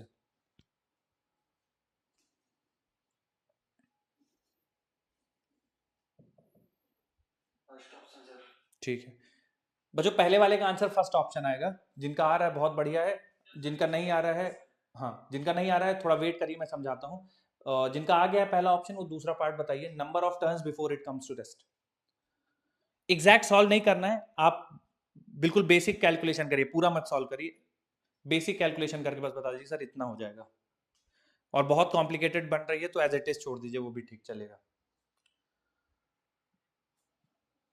बस मुझे चेक करना है कि आप सोच पा रहे हैं उस तरह से कि नहीं, बस बहुत कैलकुलेटिव बन रहा है तो आप परेशान मत होइए, उसका बहुत ज्यादा कैलकुलेशन मत करिए, एज इट इज छोड़ देंगे तो भी चलेगा। ठीक, पहले वाले बच्चों पूछा गया कि find time after which it comes to rest, तो देखिए फाइनल ओमेगा बच्चों 0 है, ठीक है, और initial omega 27.5 radian per second है, टाइम हमें निकालना है, और अल्फा की वैल्यू दिया हुआ है 10, ठीक है, रेडियन पर सेकेंड स्क्वायर। बच्चों जिनको भी तकलीफ होती है इक्वेशन ऑफ मोशन की, कौन सी इक्वेशन ऑफ मोशन लगाना है, तो आप जरूर इस चीज पे गौर क्या करिए कि क्या क्या दिया हुआ है और क्या पूछा है, क्या दिया है और क्या पूछा है, उससे आपको क्लियर हो जाएगी कौन सी इक्वेशन ऑफ मोशन लगानी। जैसे इसमें मुझे समय पूछा गया है, ओमेगा नॉट ओमेगा और अल्फा दिया हुआ है, फर्स्ट इक्वेशन ऑफ मोशन। जब भी समय की बात हो तो पहली दो इक्वेशन का ही आपको दिमाग में आना चाहिए, जब डिस्प्लेसमेंट की बात हो तो आखिरी दो इक्वेशन दिमाग में आनी चाहिए, तो इस तरह से आप सोच सकते हैं। तो ओमेगा नॉट 0 बराबर ओमेगा और प्लस अल्फा 10 और टी निकालना है। अब बच्चों इसमें थोड़ा सा आपको सोचना पड़ेगा, क्योंकि स्लोड एट द रेट है तो अल्फा नेगेटिव होगा, इसलिए यहाँ पे आप माइनस रख दीजिए, 27.5 माइनस 10t, तो टी की वैल्यू बच्चों आ जाएगी यहाँ से 2.75 सेकेंड, तो आंसर आ जाएगा A option. Second B part कह रहा है कितने नंबर ऑफ टर्न्स कर लेगा before it comes to rest, तो बच्चों थीटा पूछा गया है। अब थीटा आप दो तरीके से निकाल सकते हो, या तो आप समय का यूज कर लो सेकेंड इक्वेशन ऑफ मोशन लगा के, या थर्ड इक्वेशन ऑफ मोशन लगा लो, क्योंकि सेकेंड और थर्ड दोनों में ही थीटे का थीटा आता है, ओमेगा स्क्वायर बराबर omega not square plus twice of alpha theta, ठीक है। तो फाइनल ओमेगा चूंकि रेस्ट पे है, इनिशियल ओमेगा का स्क्वायर यानी 27.5 का square plus twice of alpha, alpha 10, चूंकि रिटार्डेशन हो रहा है तो बच्चों हम लोग निगेटिव लिखेंगे यहाँ पे, और थीटा हमें निकालना है, तो थीटा बराबर हो जाएगा 27.5 इंटू 27.5 डिवाइडेड बाई 2 इंटू 10, ठीक है, इतने रेडियन। अब सवाल में पूछा है कि नंबर ऑफ टर्न्स बताना है before it comes to rest, तो बच्चों ये हमारा आंसर नहीं है अभी, ये तो रेडियन है। हाँ हाँ, तो नंबर ऑफ टर्न्स बच्चों अगर हमें निकालना है तो बताइए थीटा के साथ क्या करें कि हमें नंबर ऑफ टर्न्स मिले, थीटा डिवाइड बाई 2 पाई। तो जो भी बच्चों इसकी वैल्यू आएगी उसको फिर से 2 पाई से डिवाइड करना पड़ेगा, तब जाके हमारा फाइनल आंसर आएगा। तो अगर आप यहां तक पहुंच गए ठीक है। अब बच्चों इसको मैं सिंप्लीफाई नहीं कर रहा हूँ, थोड़ा समय लगेगा, आप कर सकते हैं इसको सिंप्लीफाई।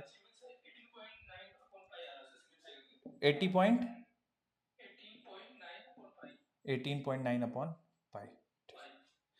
आइए बच्चों एक और सवाल करते हैं इसी पे, थोड़ा सा और आपको आइडिया लगेगा, गड़बड़ नहीं करिएगा। सर बोलिए बेटा। सर एक बार माइनस बता दे, माइनस क्यों किया? स्लोड, -2। स्लोड मतलब रिटार्ड हो रहा है ना, कुछ स्पीड से स्पिन कर रहा था और स्लोड मतलब रोका गया है, उसकी स्पीड धीमी की गई है इस रेट से। तो जब किसी चीज का आप स्पीड धीमी करते हो इसका मतलब उसका एक्सीलरेशन स्पीड के ऑपोजिट है, मतलब रिटार्ड हो रहा है ना, इसलिए माइनस लगाया। Yes sir, yes sir. एक और सवाल करते हैं बच्चों, इस बार थोड़ा ध्यान से करिएगा, गड़बड़ नहीं करिएगा।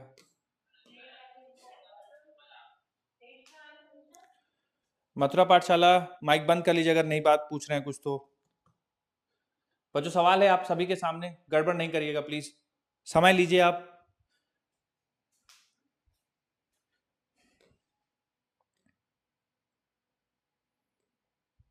सर स्लाइड बैक कर देना। हाँ हाँ करते हैं, आप ये सवाल अटेम्प्ट कर लीजिए फिर पिछली स्लाइड दिखाएंगे। बच्चों 1 मिनट का समय है, उससे पहले आप आंसर नहीं बताइए, किसी का हो जाए तो सारे लोग कर लीजिए, फिर 1 मिनट के बाद डिस्कशन करते हैं।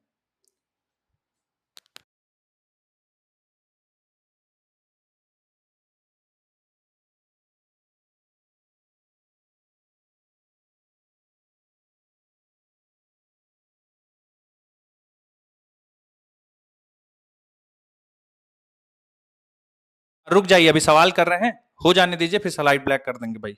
और मथुरा पाठशाला अगर बात नहीं कर रहे हैं तो माइक बंद कर लीजिए। मथुरा पाठशाला भाई काहे लिए बंद कर लो माइक अगर बात नहीं कर रहे। अच्छा आप क्या बंद है भाई, फ्रीक्वेंसी मैच कर रही है, एक बार क्लास इंचार्ज प्लीज चेक कर लीजिए एक बार फ्रीक्वेंसी मैच कर रही है क्या।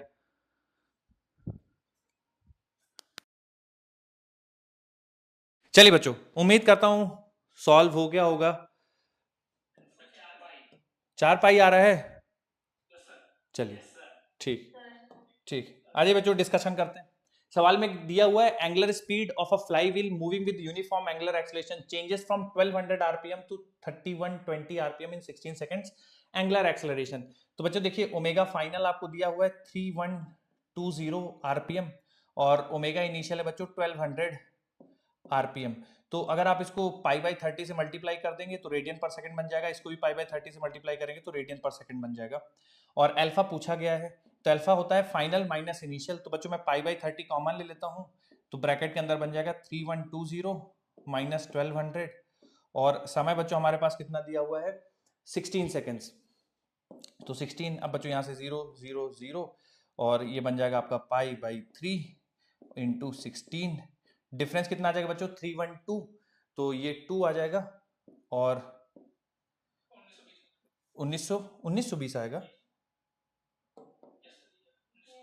90, मतलब 92, मैंने 0 हटा दिया था है ना। एक सेकंड, हाँ 2 और ये 19, ठीक है 192, ठीक है 0 बच्चों मैंने पहले ही हटा दिया था ना, ये 30 दिख रहा है तो 0 पहले हटा दिया था। अब इसमें आप 3 से कैंसिल हो जाएगा है ना, 16 से कैंसिल कर सकते हो, 16 1 16 दूनी 32 3 4, तो बच्चों 4 पाई क्या है पूछा है रेडियन पर सेकंड स्क्वायर, ठीक है ये कैलकुलेशन के बाद 4 पाई रेडियन पर सेकंड स्क्वायर आएगा। कितने बच्चों को आ गया था एक बार हाथ उठा दीजिए तो, बहुत बढ़िया। चलिए तो बच्चों लेकिन ये तो बहुत सिंपल है, इसमें फिर आपसे थीटा मतलब एंगुलर डिस्प्लेसमेंट और नंबर ऑफ टर्न्स ऐसे कुछ पूछा जा सकता है, बस आपको ध्यान रखना है कि आरपीएम कहीं पे दिया हो तो उसको आप रेडियन पर सेकंड में कन्वर्ट कर लीजिए, बाकी बेसिक फार्मूला लगा लीजिए और आंसर निकाल लीजिए। चलिए तो इस पे बच्चों और मैं ज्यादा प्रैक्टिस नहीं लेता हूँ, ठीक है एक और सवाल कर लेते हैं। आइए ये बच्चों पिछले मैंने आपको बताया था सर्कुलर मोशन में ये कॉन्सेप्ट डिस्कशन किया था, कितने बच्चों को याद है? कर लीजिए और इसका आंसर बताइए। लीनियर वेलोसिटी बताना है, एंगुलर वेलोसिटी दिया है, आर दिया है, लीनियर वेलोसिटी बताना है।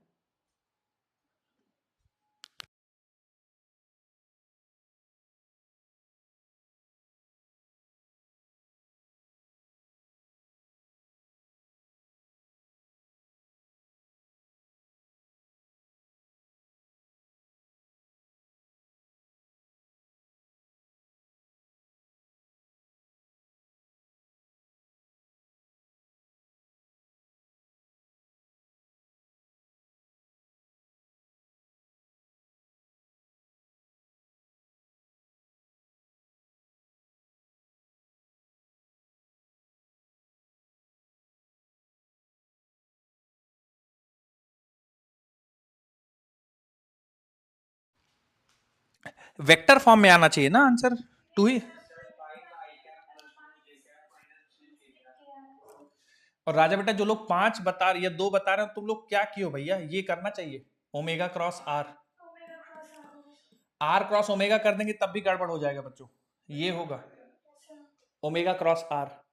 तो अच्छा जो लोग 2 बताएं बच्चों, तुम लोग क्या कर दियो, डायरेक्ट मैग्नीट्यूड निकाल के मल्टीप्लाई कर दियो क्या, आर ओमेगा, आर का मैग्नीट्यूड ओमेगा का मैग्नीट्यूड। ओके तो बच्चों क्रॉस प्रोडक्ट निकालना पड़ेगा, तो हम लोग भाई डिटर्मिनेंट वाला मेथड लगा लेंगे। ओमेगा की वैल्यू दी हुई है आई माइनस जे प्लस के, तो आई माइनस जे प्लस के, और आर है 1 2 3।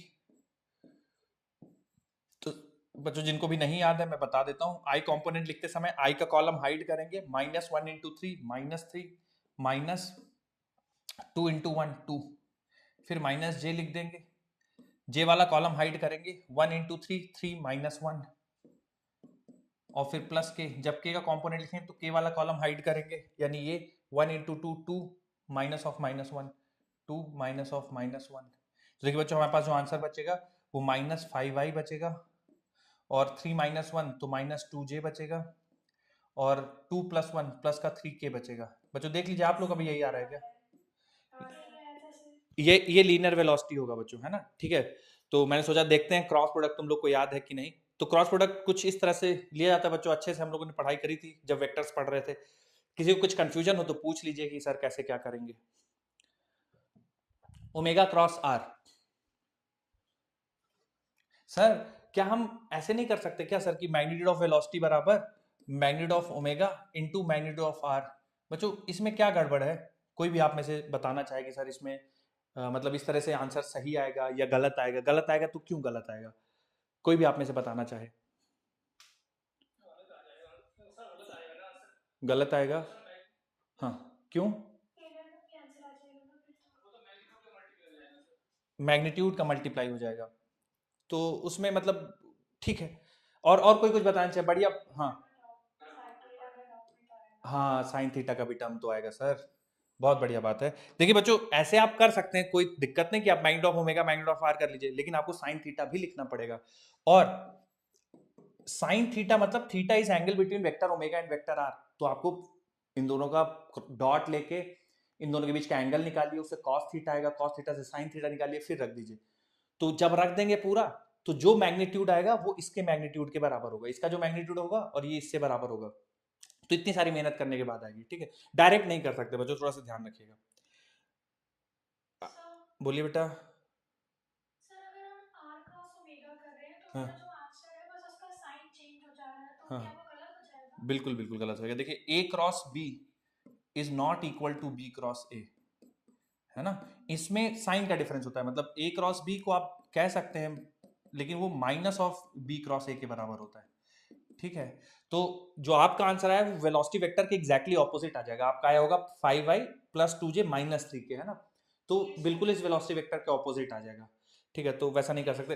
ध्यान रखिए बच्चों ओमेगा क्रॉस आर, इसमें बहुत कंफ्यूजन होता है, बहुत बच्चे गलत करके आते हैं। कारण क्या है कि v बराबर आर ओमेगा हम लोग रखते रहते हैं ना, तो हमें लगता है आर क्रॉस ओमेगा ही होगा, तो ओमेगा क्रॉस आर होता है, इसका थोड़ा ध्यान रखिएगा। Okay sir. अगली हेडिंग डालिए बच्चों, रिलेटिव ओमेगा। अगली हेडिंग डालिए रिलेटिव ओमेगा। यानी relative angular velocity.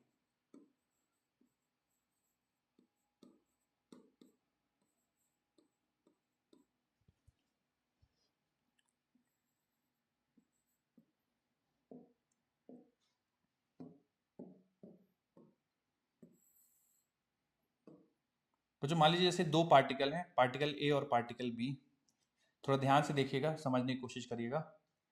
Particle A कुछ इस डायरेक्शन में जा रहा है with the speed of 20 metre पर सेकेंड, और इसका एंगल बच्चों मैं लेता हूँ 37 डिग्री। और पार्टिकल बी जैसे कि कुछ इस डायरेक्शन में जा रहा है और इसकी स्पीड है 10 मीटर पर सेकेंड, और मैं एंगल ले लेता हूँ कुछ 53 डिग्री। आपसे सवाल में पूछ दिया है ओमेगा आपको बताना है बी विद रिस्पेक्ट टू ए कितना होगा। मतलब कहने का ये है बच्चों, और इन दोनों के बीच की जो परपेंडिकुलर डिस्टेंस है ये भी हमें पता है, इन दोनों के बीच का जो सेपरेशन है ये हमें पता है, मान लीजिए 2 मीटर। ठीक है, अब देखिए सवाल में क्या पूछा है कि ओमेगा आपको बताना है of B with respect to A. मतलब अगर कोई ए पे बैठ के बी को देखता है तो बी किस इस मोमेंट पे किस एंगुलर स्पीड से मूव करता हुआ दिखेगा।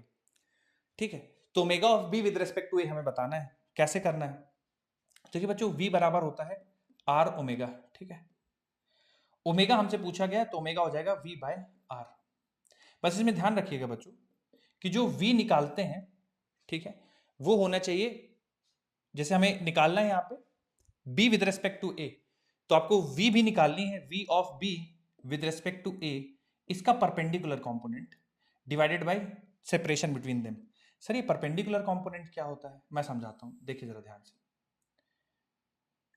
जैसे बच्चों आप a के वेलोसिटी 20 मीटर पर सेकंड है, इसके दो कंपोनेंट ले सकते हैं, एक 20 cos 37 आ जाएगा और एक 20 sin 37 आ जाएगा। ठीक है, थोड़ा समझते रहिए बच्चों, अगला सवाल आप ही को करना है इस कॉन्सेप्ट पे बेस्ड, तो ध्यान से थोड़ा सुन लीजिए।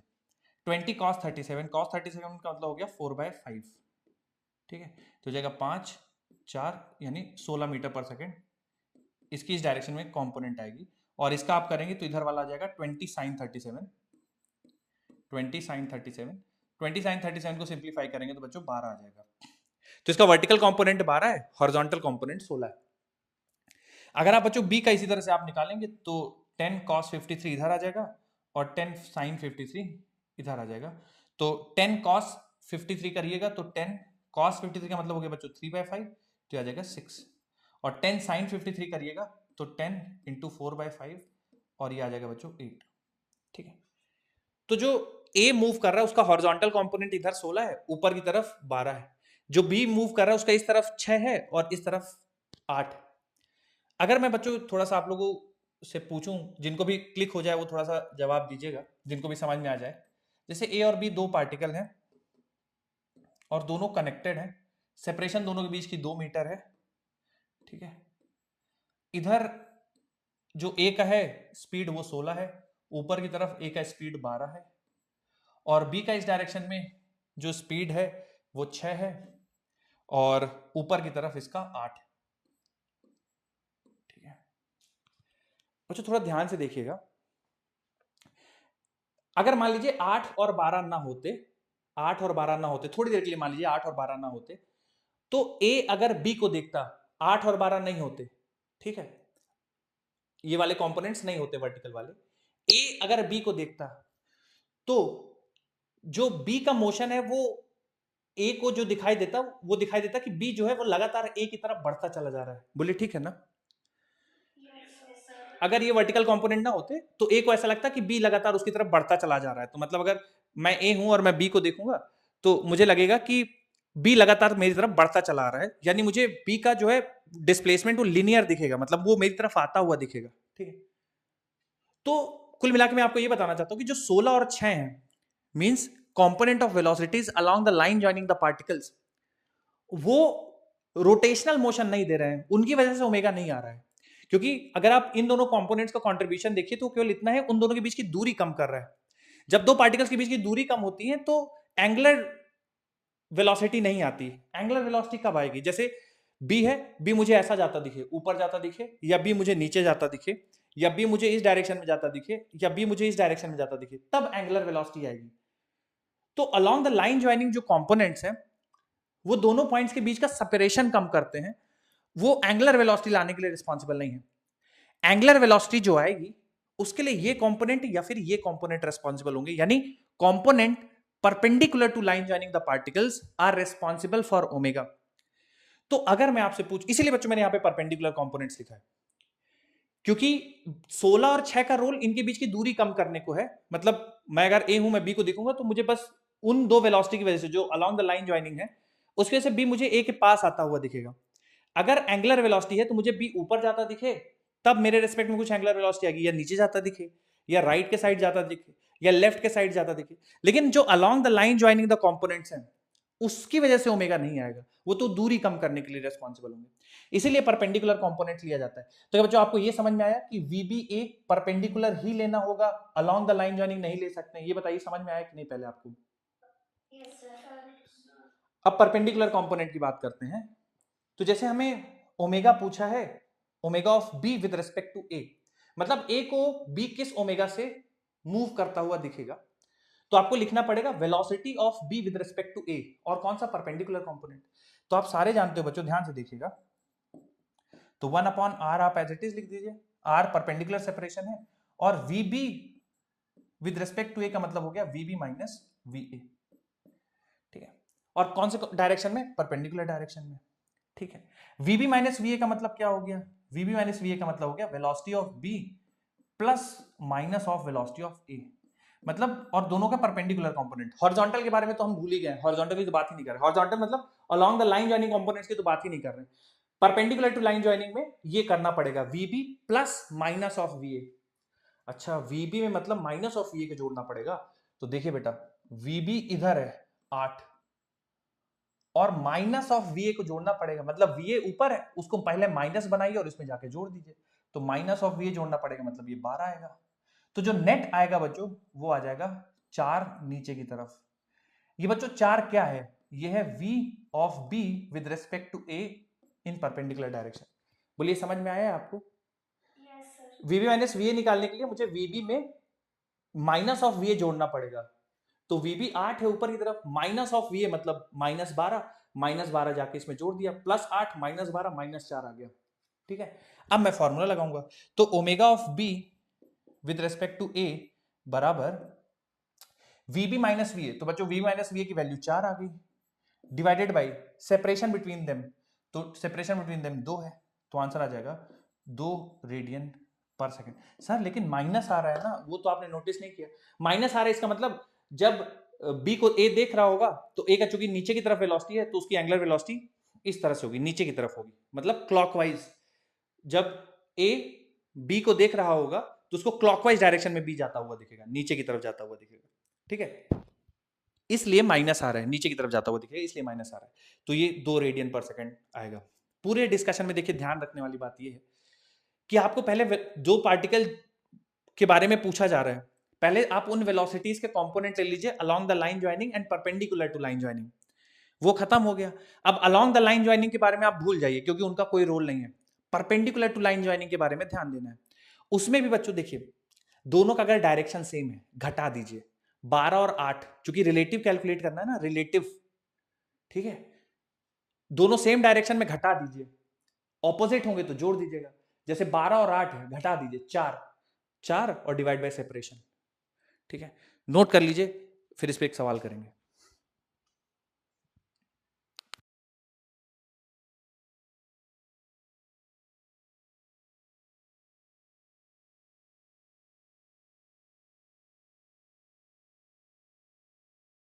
टू रेडियन पर सेकंड।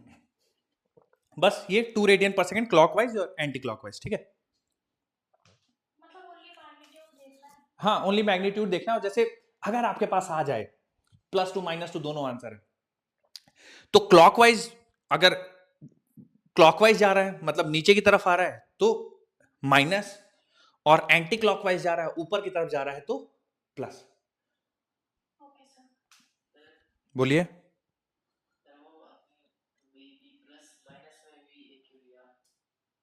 देखिए जैसे VB माइनस VA है ना, तो इस चीज को लिखने का एक तरीका ये भी है ना कि VB में प्लस माइनस V, इसका और इसका मतलब और इसका मतलब तो देखिए सेम ही है ना। प्लस माइनस से ब्रैकेट खुलेगा तो माइनस ही आएगा। तो यानी वीबी में आपको जोड़ना है माइनस ऑफ वीए, तो वीबी 8 है, माइनस ऑफ वीए जोड़ना है। या फिर आप सीधा ध्यान रखिए, मैंने आपको बताया ना, अगर स्पीड सेम डायरेक्शन में घटा दीजिए, ऑपोजिट डायरेक्शन में जोड़ दीजिए। इसमें सेम डायरेक्शन में 12 और 8 घटा दीजिए, 4 लिख दीजिए, 4 डिवाइड बाई 2 बस। ठीक है सर।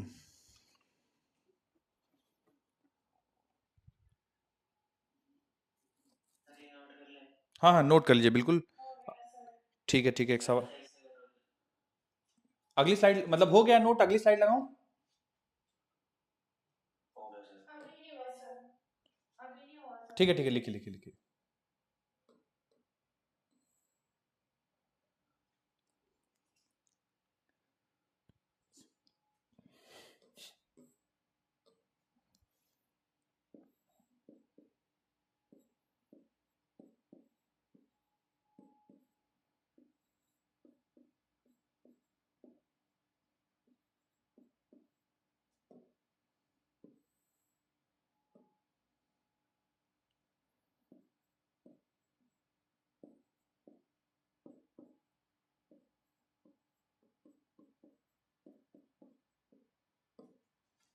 सब आएगा, आ जाएगा। बस जो लोग लिख चुके हैं, साइड में मैंने क्वेश्चन लिखा है, बहुत आसान है। हम्म।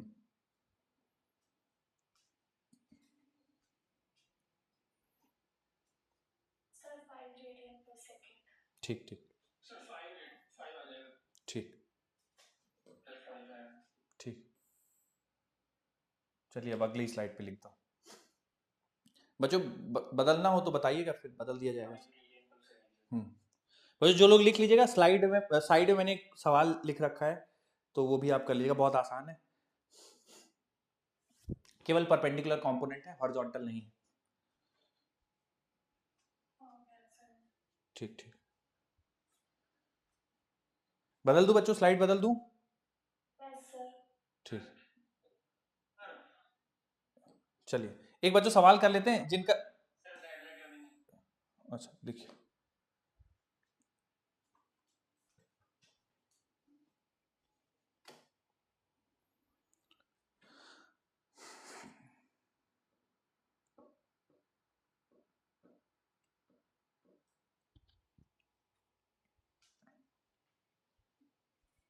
बच्चों अब मैं थोड़ा सा एक सवाल कर लें, समय कम है, फिर जो जिनका रह गया वो थोड़ा सा आप नोट कर लीजिएगा बाद में। सवाल कर लेते हैं, नहीं तो पूरी मेहनत ऐसे ही रह जाएगी।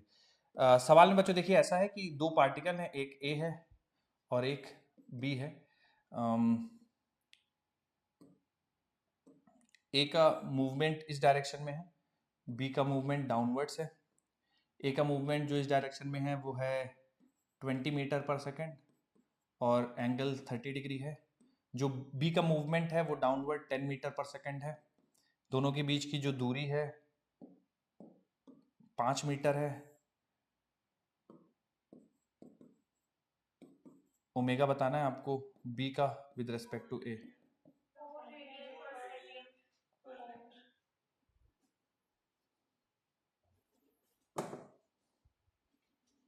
बाकी लोग भी कर लीजिए बच्चों, फिर डिस्कशन करते हैं। सर 4 4 रेडियन पर सेकंड। ठीक सर 4 आ रहा सर आंसर। ठीक।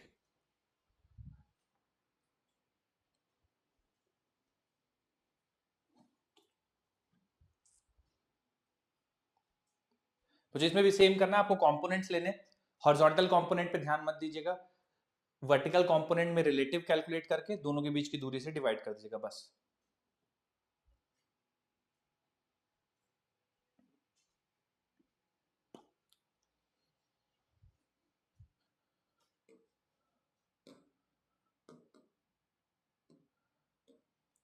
जो देखिए इसमें 20 का अपवर्ड कंपोनेंट आएगा 20 साइन 30 मतलब 10 है ना, क्योंकि 20 इंटू 1/2।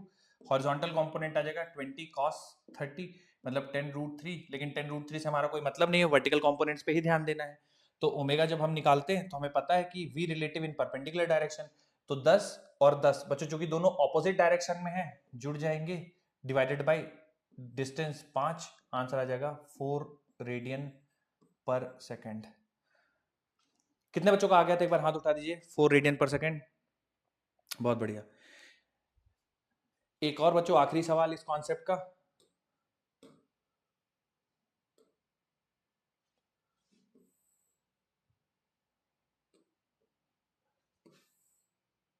सवाल में बच्चों दिया हुआ है कि एक रॉड है, वो ओमेगा एंगुलर स्पीड से रोटेट कर रही है।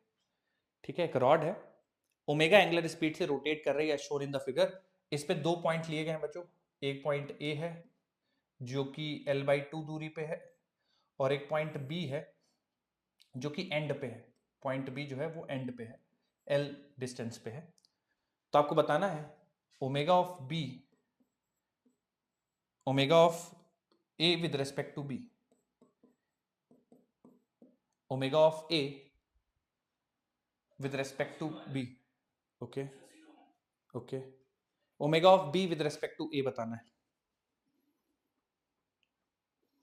करिए बच्चों, आराम से समझ लीजिए, किसी कुछ डाउट हो तो पूछ लीजिए।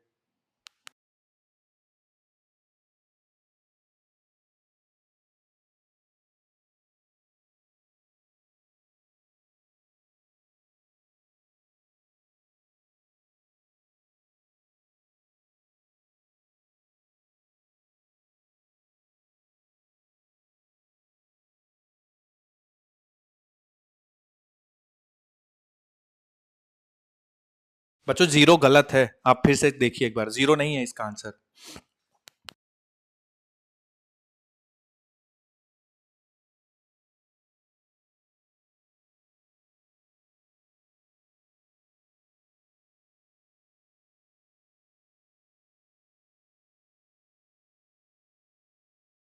जीरो ही आ रहा है, जीरो नहीं आएगा बच्चों। थोड़ा सा कैलकुलेशन अपनी चेक करिए एक बार।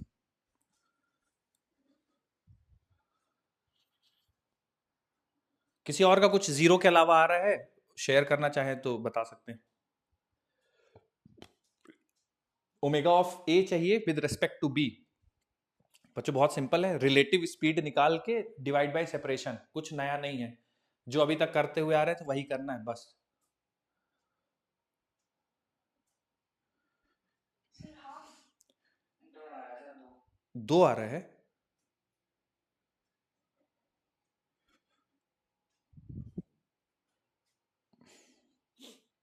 अच्छा चलिए ठीक, सर 2 आ रहा है।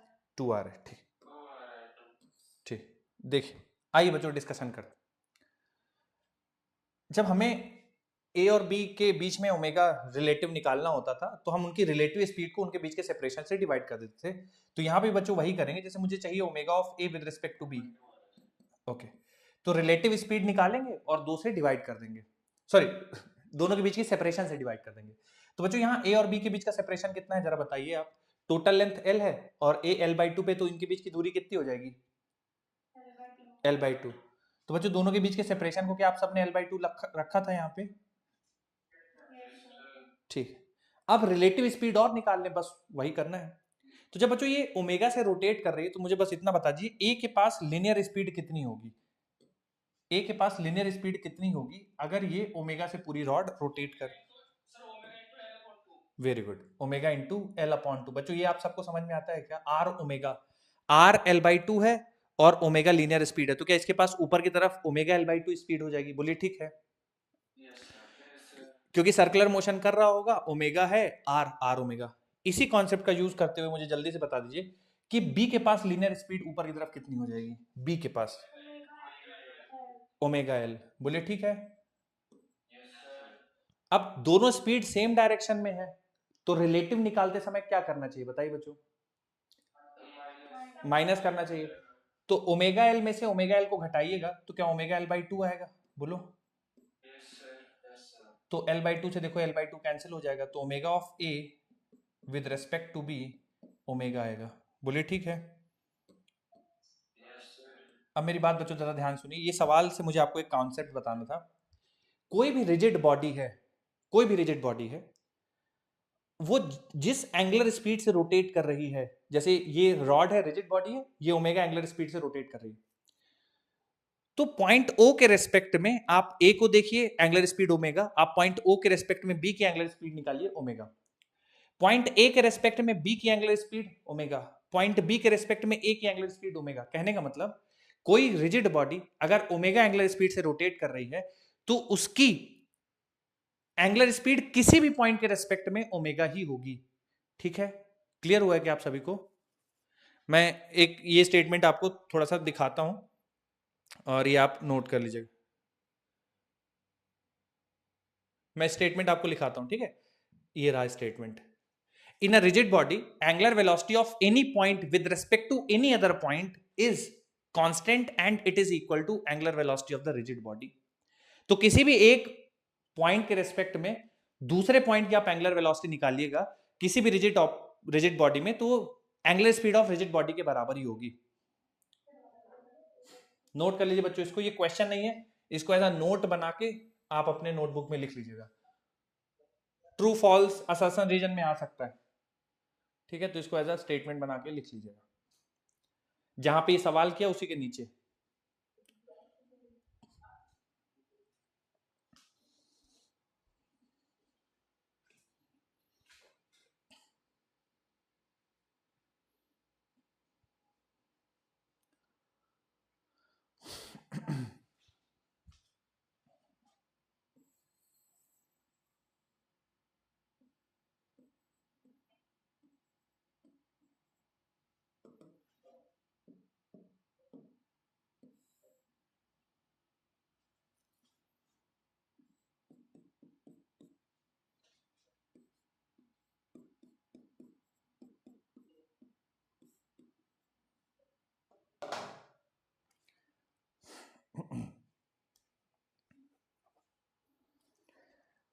बच्चों अगर नोट कर लिया हो तो एक सवाल मैंने बोर्ड पे लिखा है कि linear velocity of A with respect to B कितना होगा रिजिड बॉडी के लिए। अगर कोई इसका जवाब देना चाहे तो दे सकते हैं। Linear speed, relative linear speed for rigid body, relative speed of A with respect to B कितना होगा? कोई भी इसका बच्चा जवाब देना चाहे जो भी एक्सप्लेनेशन के साथ।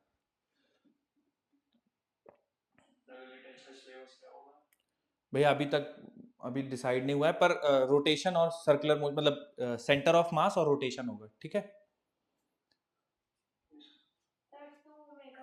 टू ओमेगा, ठीक है बच्चों। देखिए मैं लीनियर स्पीड की बात कर रहा हूं, मैं फिर से थोड़ा सा आप लोग को समझाता हूं। Linear speed of A with respect to B बच्चों जीरो होगी। कारण क्या है?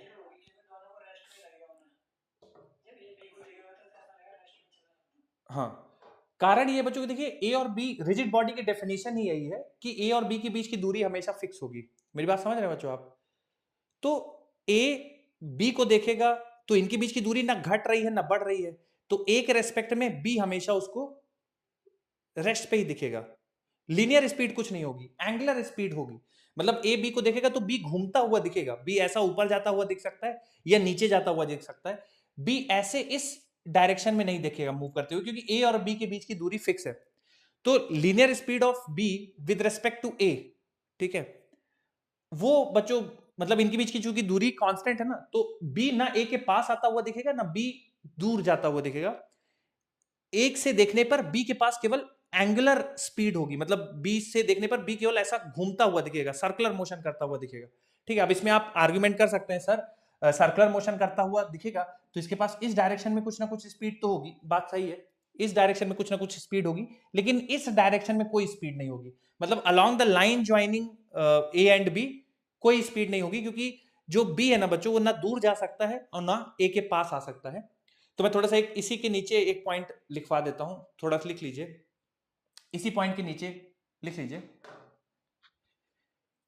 इन rigid body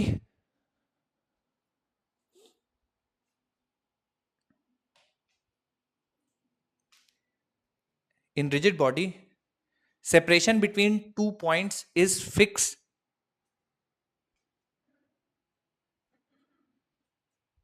in rigid body separation between two points is fixed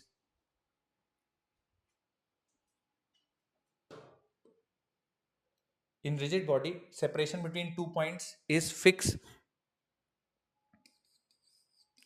in rigid body separation between two points is fixed, hence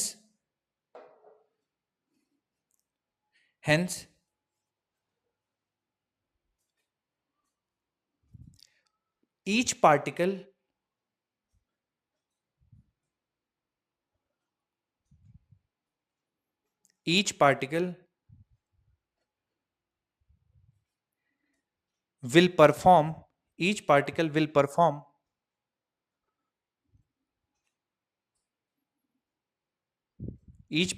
perform circular motion. Each particle will perform circular motion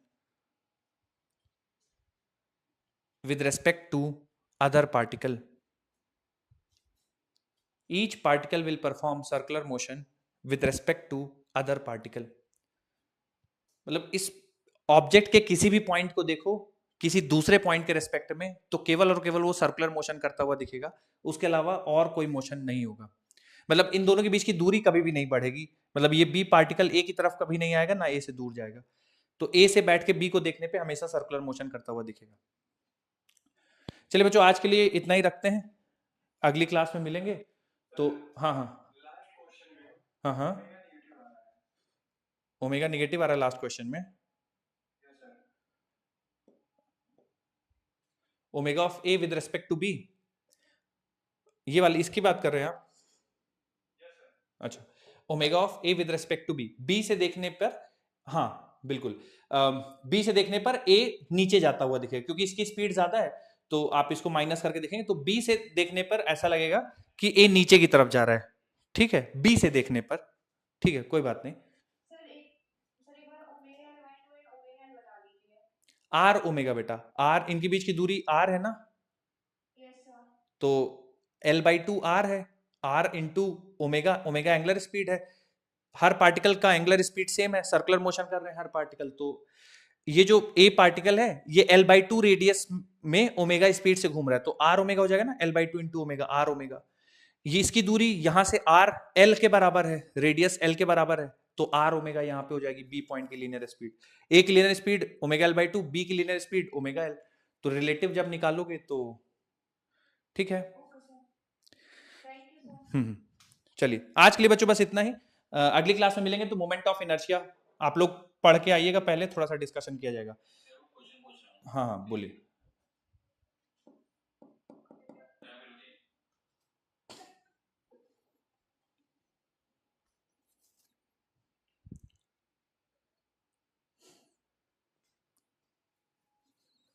sir question है, the power of a heart which pumps 5 into 10 की power 3 cc of blood per minute of a pressure of 120 mm of mercury. Okay, sir ji 10 दिया है, intensity दी हुई है hg की 13.6 into 10 की power 3 kg per meter cube. ठीक। देखिए बेटा, ये सेम हम लोगों ने कुछ इसी टाइप का सवाल किया था, मैं फिर से आपको बताता हूँ। हाँ, तो इसमें आपको पावर निकालिए। देखिए बच्चों, पावर निकालना है आपको, तो पावर होता है फोर्स इनटू वेलोसिटी। ठीक है, तो कहीं से हमें फोर्स मिल जाए और उसको वेलोसिटी से मल्टीप्लाई कर देंगे तो आ जाएगा। अच्छा, फोर्स निकालने का एक तरीका हमारे पास है कि सर प्रेशर दिया हुआ है, ठीक है, तो प्रेशर हम निकाल सकते हैं बच्चों। एक तो आप ये निकाल लीजिए रो जी एच यूज करके ना, कि रो की वैल्यू पता है, जी पता है और एच पता है। ठीक है, तो प्रेशर निकाल दीजिए रो जी एच, तो रो की वैल्यू 13। हाँ बोलिए। सर यहाँ पे h मतलब ये 120 आपने क्यों लिया सर? क्योंकि बोला है ना सवाल में कि जो प्रेशर है 120 मिलीमीटर ऑफ एच जी के बराबर है, इस वजह से। मतलब 120 मिलीमीटर, तो मिलीमीटर का मतलब 10 के पावर -3। जैसे मान लीजिए मरकरी है, अब इसमें इतना, मान लीजिए इतनी हाइट तक मरकरी फील्ड है, मान लीजिए 10 मिलीमीटर हाइट तक मरकरी फील्ड है, तो यहाँ पे जो प्रेशर होगा वो बराबर होगा रो जी इंटू 10 मिलीमीटर। ओके सर ठीक। तो वो मतलब प्रेशर बताने का एक तरीका है। ठीक है, तो यहाँ से प्रेशर आ जाएगा। हाँ इसको रिपीट कर दीजिए। किस, हो जाएगा। हाँ तो प्रेशर ऐसा निकाल लीजिएगा। क्या रिपीट करना है बेटा? इस क्वेश्चन को, इसमें क्या पूछा था? आपका डाउट थोड़े ये तो उनका डाउट है, आपको क्यों करना है ये क्वेश्चन सॉल्व? चलिए मैं बताता हूँ। इन्होंने कुछ सवाल कुछ ऐसा है कि पावर ऑफ हार्ट निकालना है। ठीक है, एक हार्ट है उसका पावर निकालना है, पावर ऑफ हार्ट, और क्या क्या दिया है कि ब्लड फ्लो रेट दिया हुआ है आपको, ब्लड का फ्लो रेट इतना है, और जो प्रेशर है हार्ट के अंदर वो इतना है 120 mmHg। जो फ्लो रेट ऑफ ब्लड है वो 5 × 10⁻³ क्यूबिक सेंटीमीटर पर मिनट है, सीसी पर मिनट। और Hg की डेंसिटी दिया हुआ है, आपसे पावर ऑफ द हार्ट पूछा है। ठीक है बेटा, सर इसको प्रेशर इनटू एरिया से नहीं कर सकते? कर सकते हैं बेटा, बिल्कुल कर सकते हैं। फोर्स निकालने के लिए प्रेशर इनटू एरिया ही करना पड़ेगा। सर उसे आ नहीं रहा था, प्रेशर इनटू एरिया किया था मैंने। हाँ, आप बताइए, बिल्कुल देखिए, पावर बराबर लिखिएगा, फोर्स हो जाएगा प्रेशर इनटू एरिया, ठीक है ना। और ऐसे ही किया था। हाँ, और ये देखिए वेलोसिटी दी हुई है ना। आपको यहाँ पे वेलोसिटी ऑफ द ब्लड लिखना पड़ेगा, किस वेलोसिटी से ब्लड पंप हो रहा है। तो यहाँ पे देखिए क्या बेटा, sir area into velocity flow rate हो जाएगा, प्रेशर सर उससे निकालेंगे। बिल्कुल सही बात है। A × V बराबर हमें दिया हुआ है 5 × 10⁻³, लेकिन इसमें एक चीज ध्यान रखिएगा कि क्यूबिक सेंटीमीटर है, यानी 10 के पावर ये, सॉरी, ये सेंटीमीटर क्यूब दिया हुआ है, ठीक है, और मिनट में है, तो आपको दोनों चीजें चेंज करनी पड़ेगी। सेंटीमीटर क्यूब को मीटर क्यूब में करना पड़ेगा, तो सेंटीमीटर क्यूब मतलब 10⁻⁻⁶ मीटर क्यूब होगा, और 60 से डिवाइड भी करना पड़ेगा, तब जाके अब AV के बराबर है। तो चूंकि V रखना है तो V बराबर हो जाएगा इतना A। तो देखिए आप ये रख दीजिएगा, प्रेशर जो निकालिएगा वो रखिएगा, एरिया, और V की जगह रख दीजिएगा 5 × 10⁻³ डिवाइडेड बाई 60A। तो A से A कैंसिल हो जाएगा, प्रेशर इनटू जो भी फ्लो रेट है, तो pressure into flow rate multiply कर दीजिएगा, आ जाएगा। चलिए।